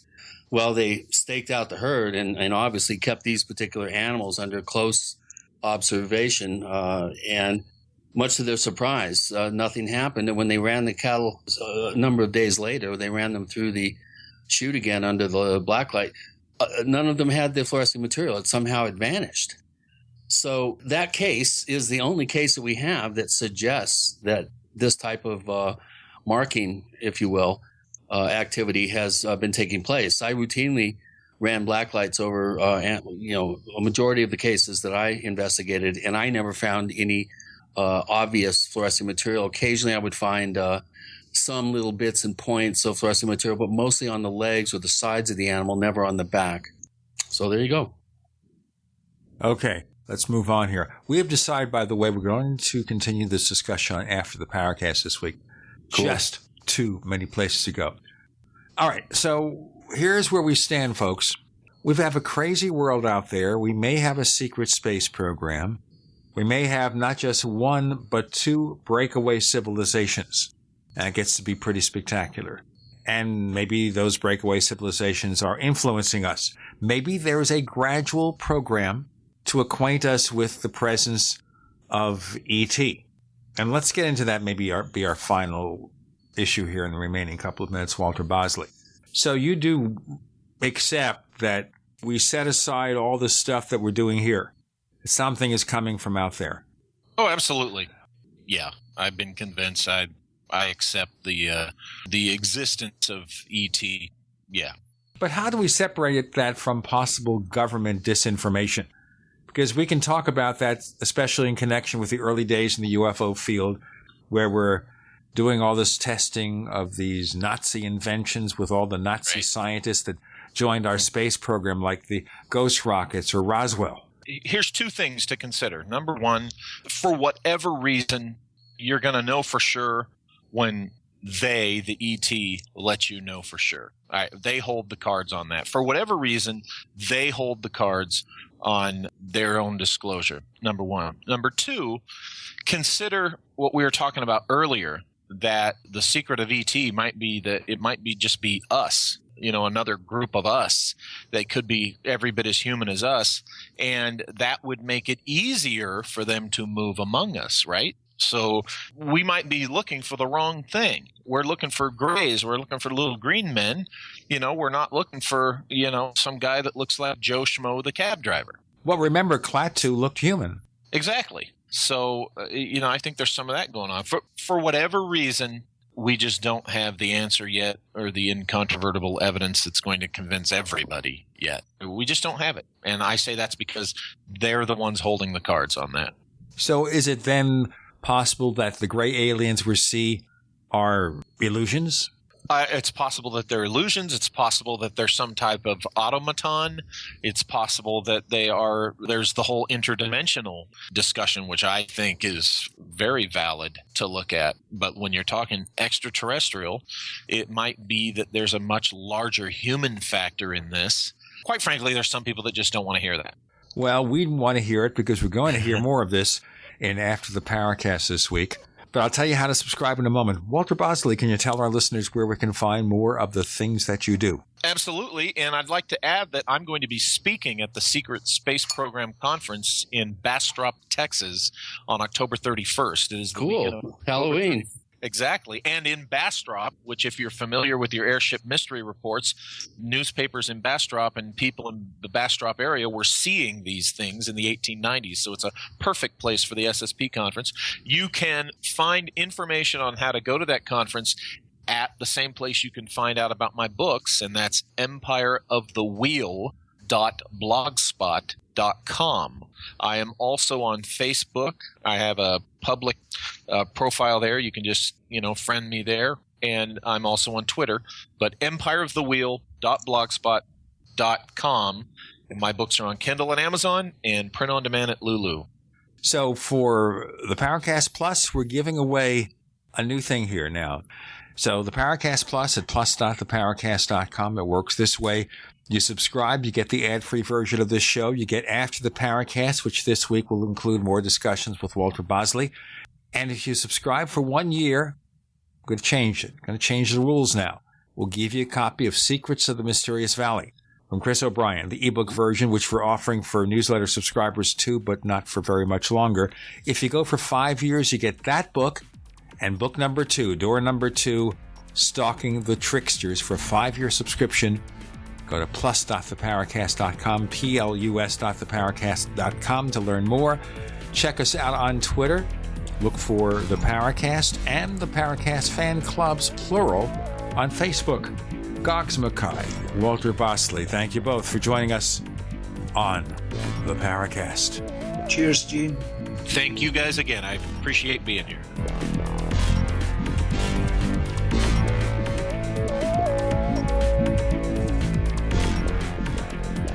The Paracast, featuring Gene Steinberg and Christopher O'Brien, is a copyrighted presentation of Making the Impossible, Incorporated. Tune in next week for a new adventure in The Paracast.